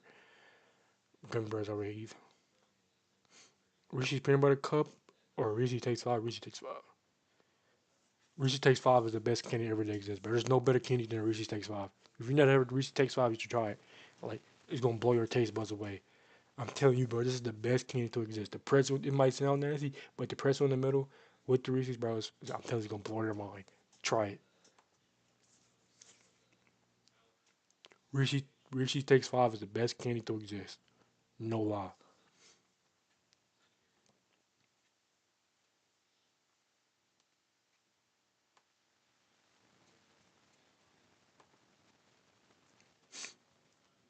I can do this.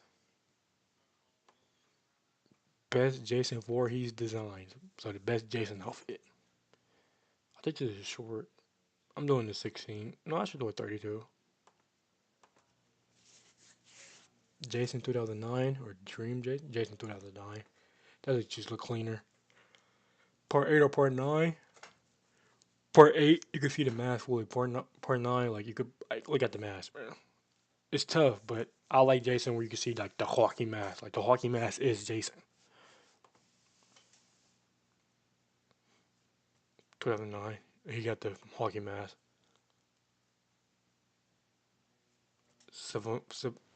This is from the Friday the 13th game. I never really played the game like that. I had it. I just never really played it.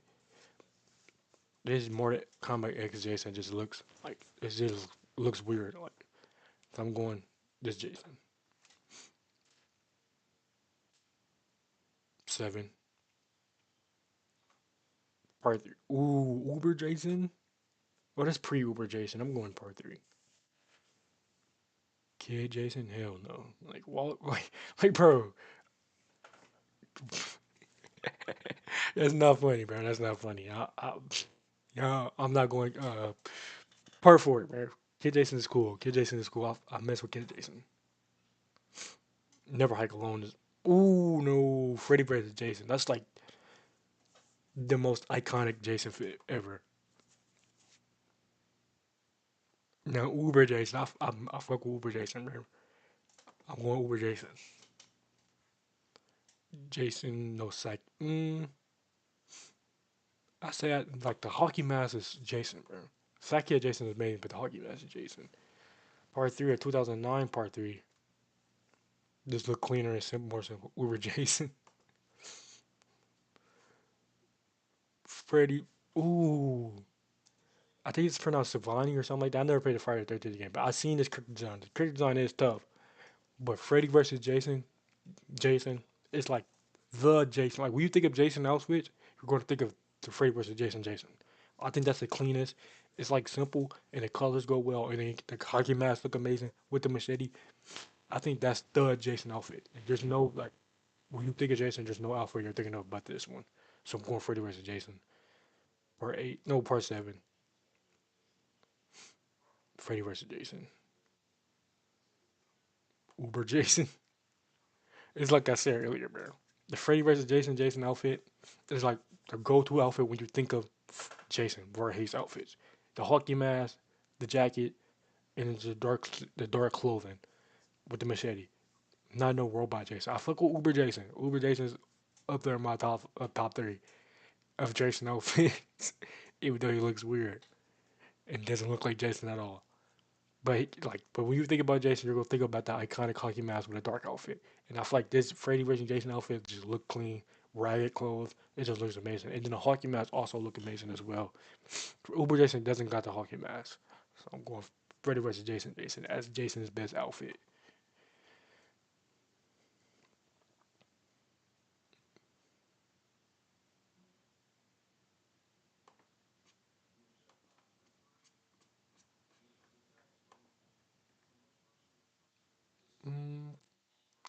No, I'm not.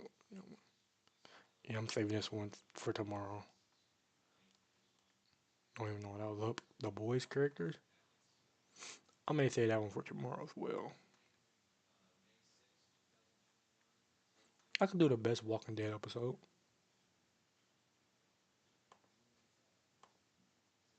No, I might say that one for tomorrow as well, actually. I might just do the best Walking Dead moments. And just say these ones for tomorrow. Which one is this one? I don't remember. Is this the one? Well, I think I know this one. This is when they. No, I don't know. I can't remember neither of these moments. So why is it around 128? I'm not even recording. Let me go back. I wasn't even recording. I don't know why it's around 128.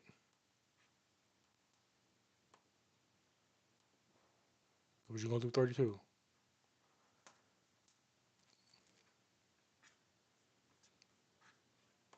We had The Walking Dead's best moments in comics.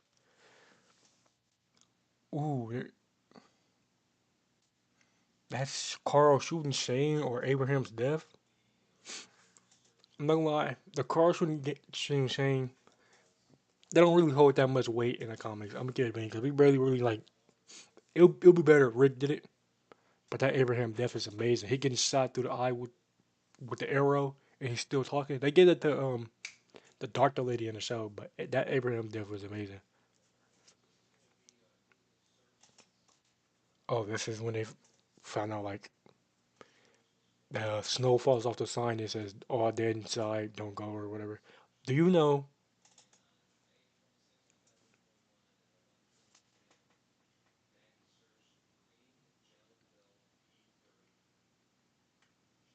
I don't even know what the 36 is talking about, but do you know this? I figured out that the governor actually wrote the "all dead inside, don't go in there" from his novel. I'm going this one. Very broad. The governor actually wrote that. Oh my god. I mean, it's honestly Laurie's death. Laurie and Judith's death. That's crazy. Crazy thing that the show just skipped as well. I mean, they got Laurie's death, but it was like way more brutal in the comic. I'm going Laurie's death. Rick versus Tyrese fight or the governor. Rick versus Tyrese fight is amazing. Tyrese becomes that second in command role. Because like in the comics, there's no Daryl. Shane dies early, so Tyrese comes way earlier. So Tyrese becomes that second in command role, and then him and Rick duking it out or some stuff was crazy. I'm going that one.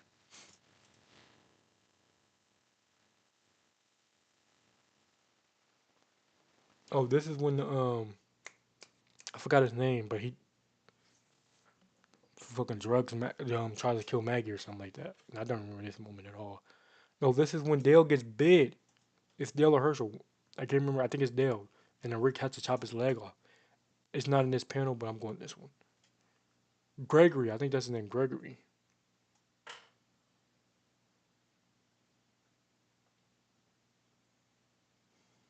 I can't remember either of these.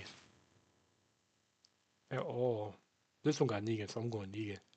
I can't remember either of those.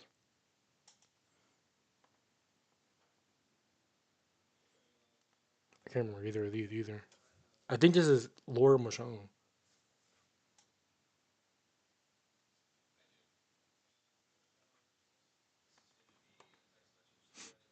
Rick. This one, double spread page of a community just. I think this is the fair as well. Ain't this the fair? This is double spread page of the fair.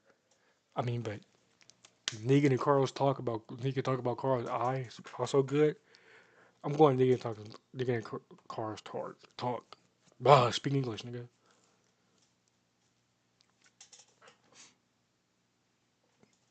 This is Rick talking to Carl about I think the kill or something like that when he killed Billy or whatever the kid name. Oh my god, Rick talking on the phone to Laurie is amazing. Him losing his mind. None of these moments are good. Oh, this is the Michonne torture shit. Ooh, Michonne torture or Rick's statue. Carl looking at Rick's statue. This might sound weird, but let me explain. I messed with the Michonne torture because her get back against the governor and how she tortured him back. But that Rick statue, man, and Carl looking up to that, it's hard to beat. It's hard to beat.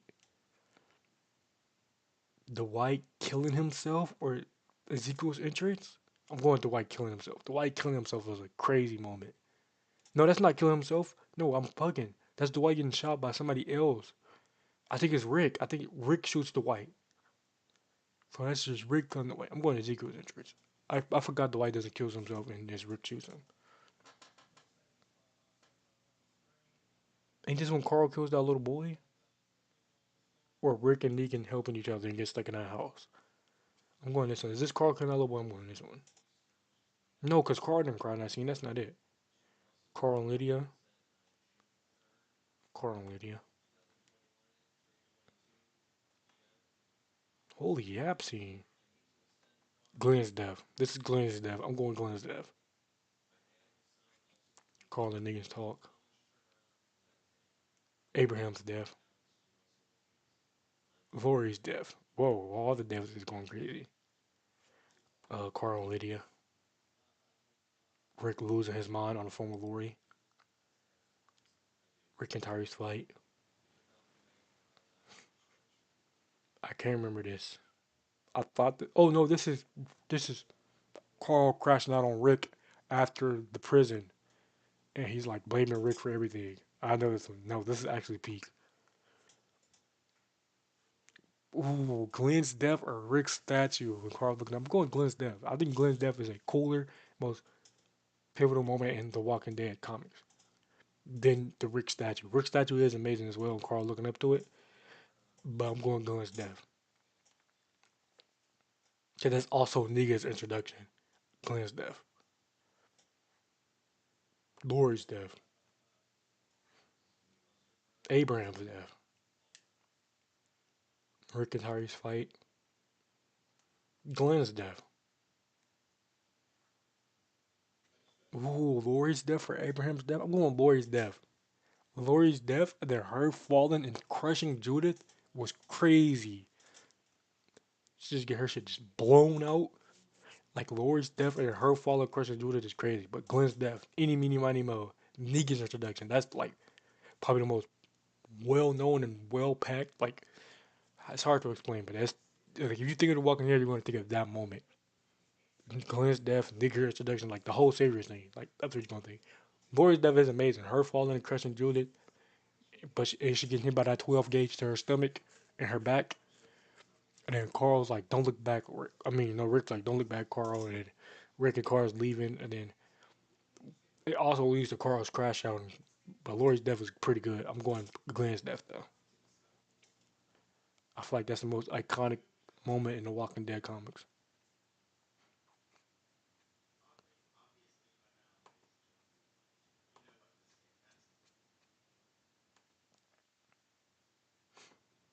I've been having this best food combo one up for the longest. Should I just go ahead and do it? Yeah, fuck it. That best food combo of all time. Lemonade iced tea. Lemonade iced tea. Come on now, bro. Dumb as hell. Ham and Swiss cheese. Peanut butter and jelly, bro. What? Spaghetti and meatballs and mashed potatoes and gravy? Spaghetti and meatballs. I think a good plate of spaghetti and meatballs is better than a good bowl of mashed potatoes and gravy. I'm going spaghetti and meatballs. Broccoli and cheese is fucking disgusting. Like, holy hell. Broccoli is good on its by itself, but broccoli and cheese is just nasty. Like, how can people eat that bullshit? Chips and guac. Chips and guac. Pita chips and hummus. Beef and broccoli. I'll say beef and broccoli. Root beer float. Sprinkles is disgusting. Beans. What the fuck is this green shit? Greens is just nasty. Cucumber and ranch, waffles and syrup. Like what? Corn and butter, turkey and gravy. Mozzarella cheese. Coconut is just absolute nasty. Lobster and butter, fish and lemon. Fish and lemon is great, but lobster and butter, like, there's not much beating lobster and butter. Lobster and butter is amazing.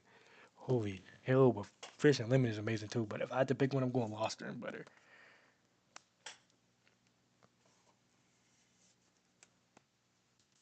Shrimp and cocktail sauce. I've never really had shrimp with cocktail sauce.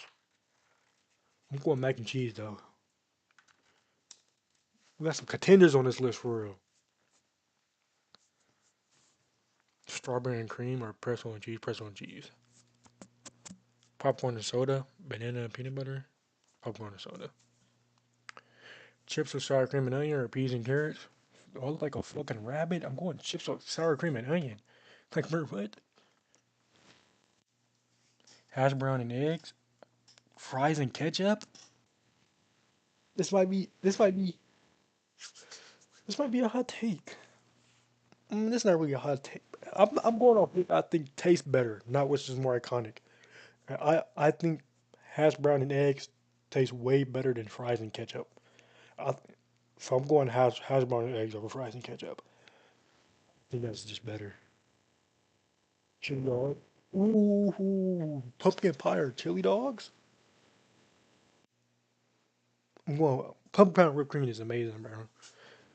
And you only really had those around a certain time of the year as well. So you can have chili dogs whenever. So you get really tired of chili dogs. You can get like a pumpkin pie and whipped cream. You can only have that like a. I mean, you can have it whenever, but it's just really like you really eat it around like a certain time of the year. So I'm going pumpkin pie and whipped cream. Peanuts and fucking raisins, bro. Double it. Avocados and toast. Like, bro, peanuts and raisins, gang. Yogurt and berries are hot chocolate and marshmallows. I'm going hot chocolates and marshmallow on a cold winter day. So good. Carrots and ranch, eggs and bacon. Eggs are just amazing. Coffee, I don't even drink coffee. Tuna and crackers, nachos and cheese. Tuna and crackers is underrated, bro. A lot of people don't eat that, bro. That's good as hell. But it's just not better than nachos and cheese. Shake and fries. Celery and peanut butter.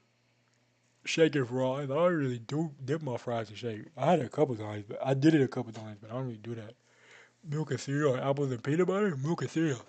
I love apples and peanut butter, but a good bowl of milk. I mean, not a good bowl of milk. What the fuck? A good bowl of cereal and milk. Just so good, bro. There's nothing really beating that. I mean, there is. Hot dog and relish. That's a thing. People put relish on their hot dogs? Wait. People put relish on their hot dogs? That's a thing? I never knew that. Wings and barbecue sauce now. Apple pie and ice cream. Baked potatoes, apple pie and ice cream. Cornbread and honey. I never tried cornbread and honey. I tried cheese fries. I remember I gotta try cornbread, grilled cheese, and tomato soup with cookies and milk, man. Cheese and crackers or sushi and soy sauce. I don't really like sushi. Like, I like sushi. I'm going cheese and crackers. Biscuits and gravy. Pancakes and syrup. Pork and beans are like double it. Chicken and dumplings. Lemonade iced tea or a peanut butter and jelly sandwich. I like lemonade iced tea more than I like a peanut butter and jelly sandwich. I'm going lemonade iced tea. Lemonade iced tea is so good, bro. There's not really much beating a lemonade iced tea. Spaghetti and meatballs or trips and cock. Spaghetti and meatballs. Robert float. Waffle and syrup. Turkey and gravy. Ooh, lobster and butter or mac and cheese? I'm going mac and cheese. Mac and cheese. Oh, mac and cheese is so good, bro. Lobster and butter is so good as well. Oh, this is a good one. If I had to choose one, bro, I'm going mac and cheese. I would rather eat mac and cheese more than I'd rather eat lobster and butter. I'm going mac and cheese. Popcorn and soda. Hash brown and eggs. No, I didn't even. Well, that was gonna be my pick. Ooh, I'm going hot chocolate. Naturally. Milk and cereal. Wings and barbecue sauce. Cookies and milk. Biscuits and gravy. Pancake and syrup. Ooh. Damn. I'm going spaghetti and meatballs. No. I'm going lemonade iced tea. Lemonade iced tea is so good. Blueberry flour, waffle and syrup, mac and cheese. Hash brown and eggs. Hot chocolate marshmallow. Nachos and cereal. Nachos or cereal? I'll say nachos. A good plate of nachos. I'll take that over a good bowl of mocha cereal.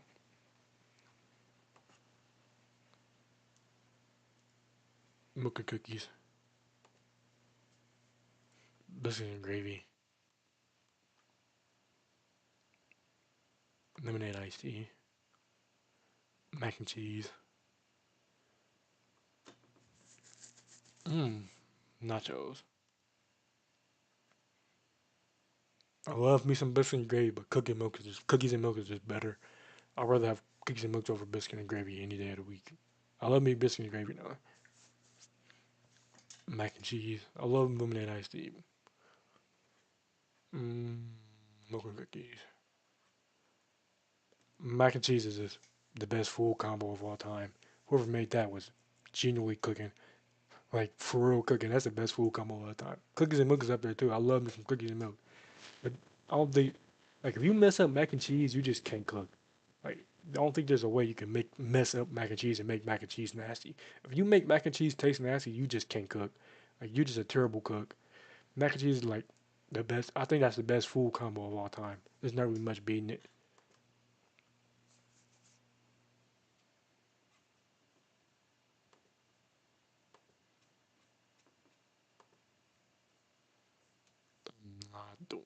Should I do death?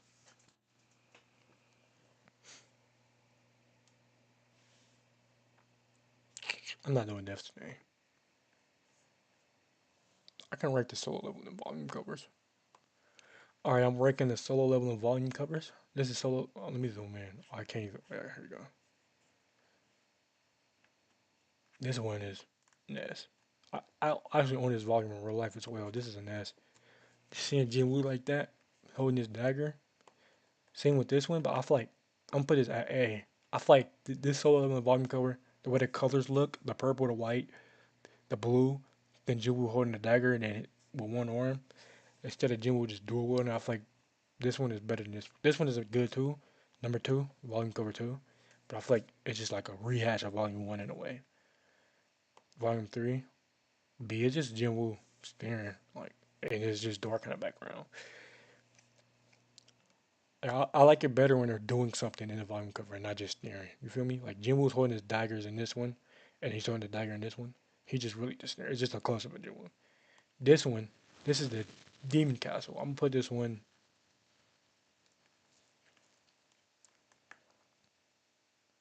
And I'm gonna put it at B as well.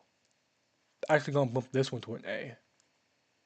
No, I'm gonna keep the dagger at a B. Both of those are B's. Chaheen, I'm gonna put this at B. I don't even think I pronounced that name right. This one is definitely an S. And just I'll be forgetting his name. I'll be trying to pronounce his name. But y'all know who I'm talking about. It's the one with the beast transformation. The way the white looks right here, and he look like he's worn, is just amazing. I feel like the colors on it is amazing. And then the monster transformation, that was the way to go with that volume cover. I'm not gonna lie. This one is also when, like, I'll put this at A. It's a close up, but it's like Jinwoo pulling the tie. It's amazing. The way the colors look right there too, and it's actually like pulled from the panel damn near. This one, I'll put this in A. It's just like this one. It's just like number 3, but it just looks cleaner than number 3, and the colors pop more than number 3. This one, this is S. This is probably one of the most like iconic panels. I wouldn't say panel because it's not exactly one-on-one panel, but this is like damn near similar. This is like probably one of the most iconic solo level panels of all time. And in the way the statue looked and they're smiling at you, I love that. Jinwoo, and then you got, like, this is S as well. Jinwoo, and then the other side is Ashbourne, and then the purple in the back, and I think that's Ashbourne in the back as well. I feel like, no, I put that in A back, so this is also an S.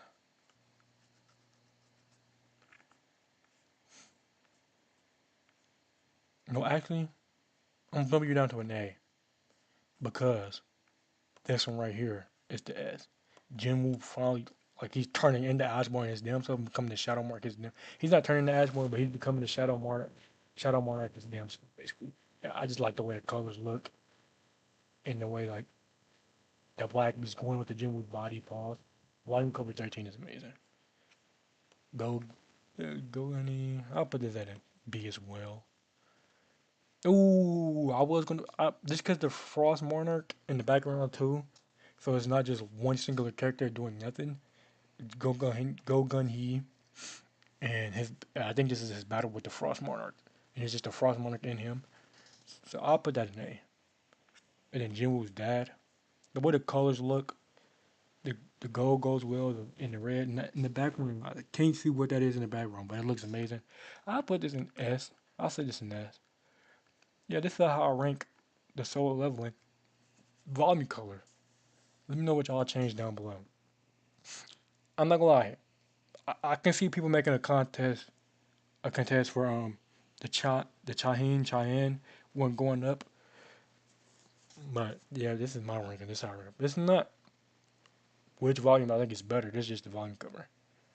Let me try to rank them in order. If I were to rank them in order, I'll go U, U, U, U, U, U, U.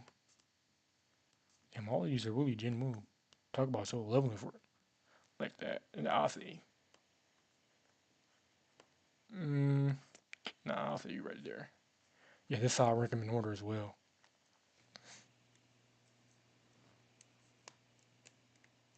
Let me grab a screenshot of this.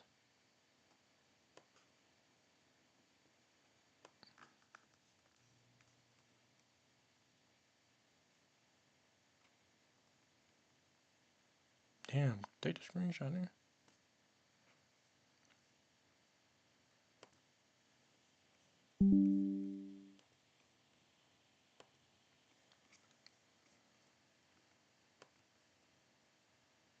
Should I do the invisible one? No, I'm gonna say the invisible tomorrow.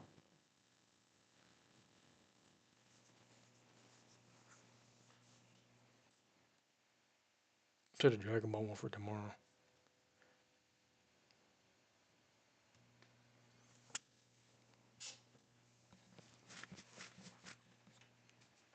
I can do cereal. I can root them. Ranking the best cereal.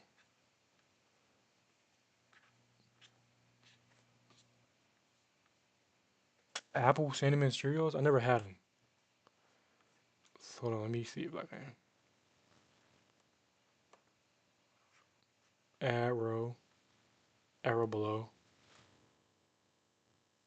Never had.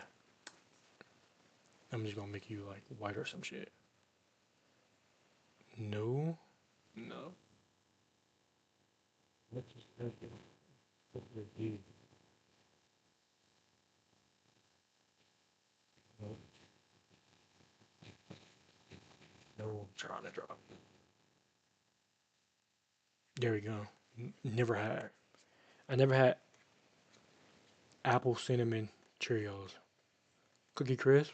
I had Cookie Crisp. Cookie Crisp is kind of fucking mid as shit. I'm not gonna lie. I'll put that in the C tier. Cookie Crisp is alright. I wouldn't say it's terrible, but there's definitely better cereal than Cookie Crisp. I never had Special K, believe it or not. Never thought of Kix. I'll put that in C with Cookie Crisp. I'll put this above Cookie Crisp now. Apple Jacks. Also, no, Apple Jacks is kind of terrible. Now I'll put them in C, below Cookie Crisp. Cornflakes is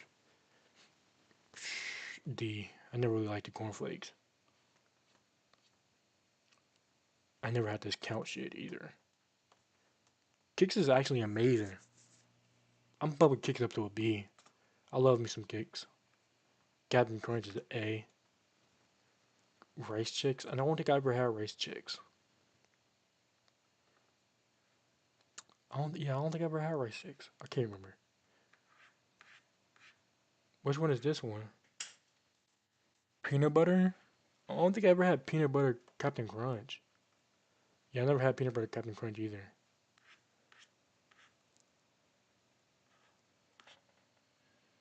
Honey Bunches? B. Rice Crisp? Also a B.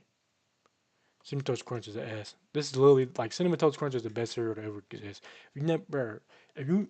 I seen people trying to say Frosted Flakes is better than Cinnamon Toast Crunch. You're high as hell. Like, come on now. Mean Wheats is a D. Honey Nut Cheerios is an A.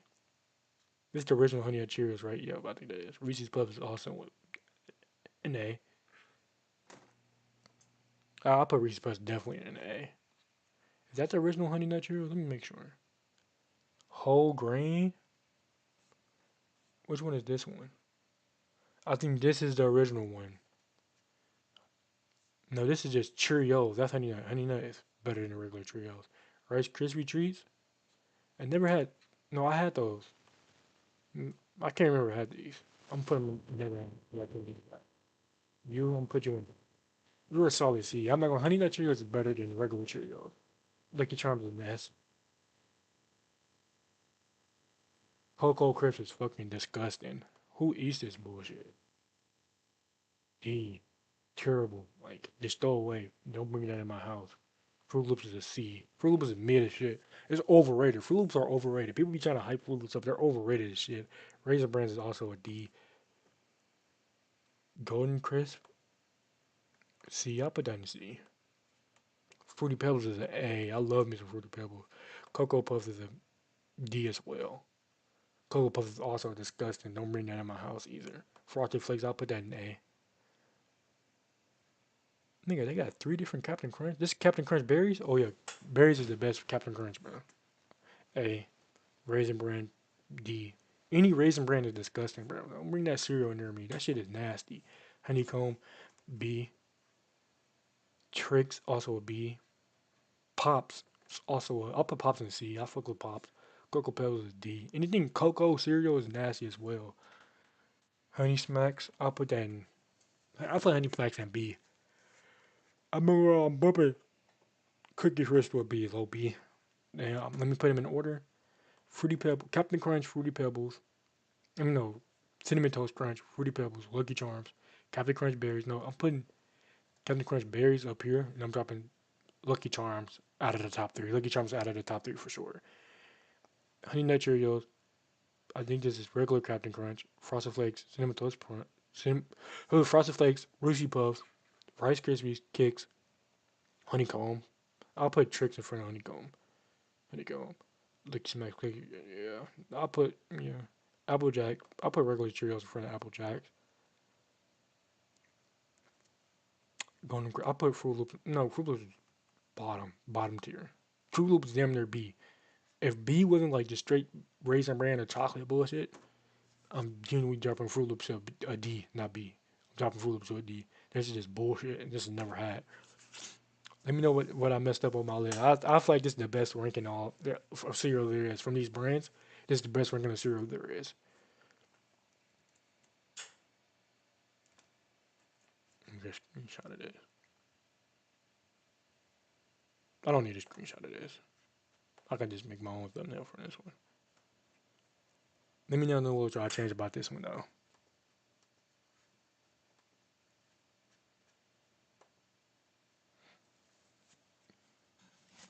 I can do chips.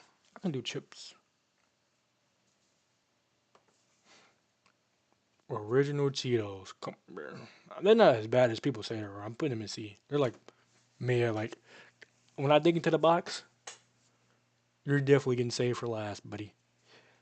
Spicy purple bag Doritos is an S. Twisted Fritos is also an S. Let's not let me drag this to the S. Also an S. Do I need to say more? This is the purple bag Doritos is the best Doritos. Right after them, I'll put Tangy Barbecue gray bag. Twisted Fritos is amazing, bro. The best Fritos out there. They taste so good, man. Funyuns is also an S. Baked Lay's. What flavor of Baked Lay's is we talking about? Barbecue Baked Lay's. I'll put that in C. Original Buggles. Your burger D. Caped Cod. I never had Caped Cod. Should I add a never had tier?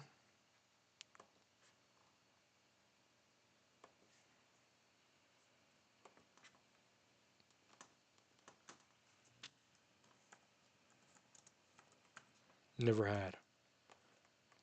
Flamin' Hot Cheetos. I'll put them in B.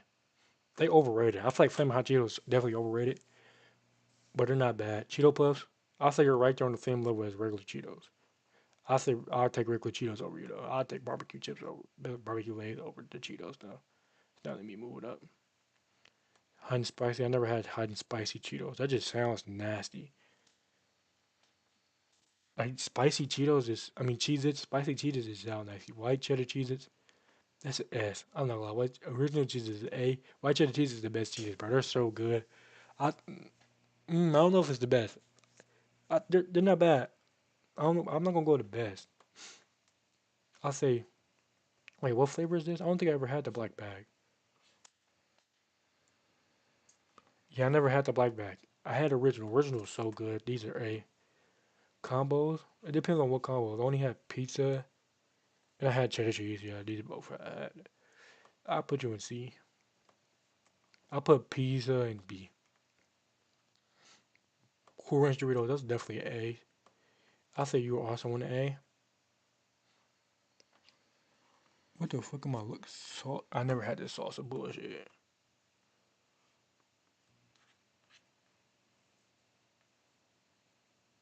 I never had. I accidentally closed the tab. Nice.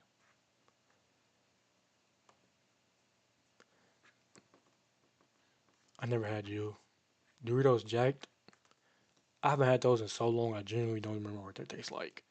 I'm just gonna put you in C just cause I don't remember what you taste like. I remember liking them though. Chili cheese Fritos is a B, bro. They're so good. Underrated chips right there, bro. Regular Fritos is a D.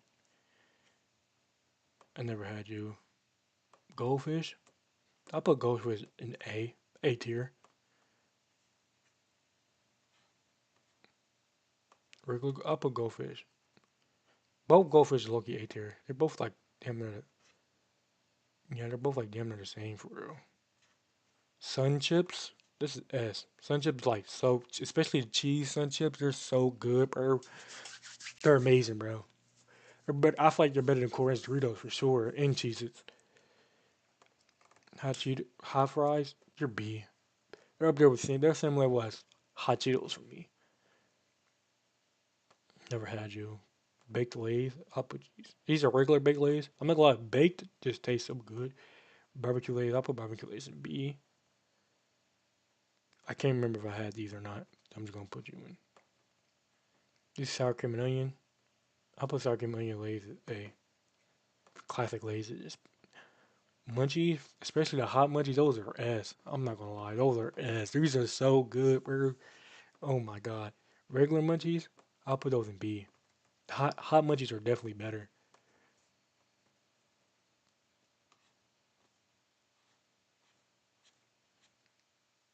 Yeah, I never had these. Pork skins are good too. I love pork skins. I love me some pork skins. I'll put them in B. Pizza Pringles. D. Sour cream and onion. B. Then you can go wrong with a decent bag of pretzels. I'll put those in C.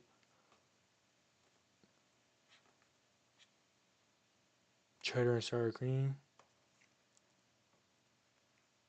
D. Yeah, those are just no. I'm tweaking. Cheddar and sour cream is definitely B. B as well. Smart food popcorn is an S. These are so good as well. Pork skins. Where do I put the other pork skins? I'll put these pork skins in B. I drop these pork skins down to C. Sun chips. Never had the green bag sun chips. Takis overrated as fuck if I'm being honest. They're C. All my life. Takis is so overrated. Hell overrated, man. Original Totitos. I'll put those in C. I'll put those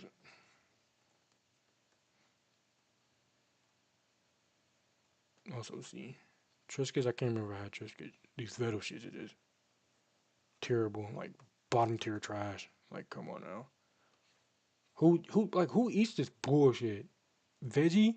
Straws? Sea salt? Bottom tier trash. If you're eating this shit, you're a bot. Same with. No, I'm not finna cook. I'm not finna cook you. I'll put yours in D. Yeah, this my. If I were to rank these in order, I'll go. Boom. Boom. Boom. Boom. Boom. Boom. Boom. Hold on, I'm cooking. I'm cooking right now. Nah. Boom. No. I'm bugging. I'll say these like this. Now I'll say GG Fritos, barbecue Lay's, pizza combos, boom, Boom. Hold on. I'm cooking. I'm cooking right now. I'm cooking up crazy. Boom. Boom. Yeah, that's fine. Boom. Okay, now let me put that right there. I'll say right there. But I can't remember Doritos Jack. Yeah, bottom there, trash. I'll say these is up here now. And then you have this. I'll pick up a bag of original Fritos before this. And then a jalapeno right in the middle.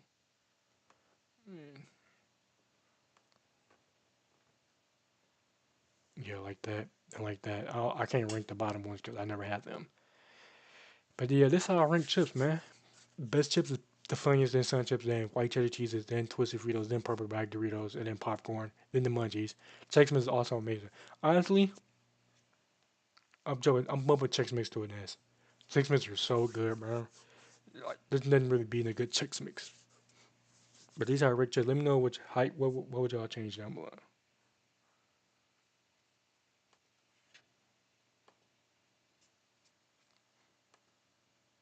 Oh, hell no. Yeah, I'm saving that for tomorrow as well. What time is it? 12 o'clock? I'm gonna see y'all young boys tomorrow.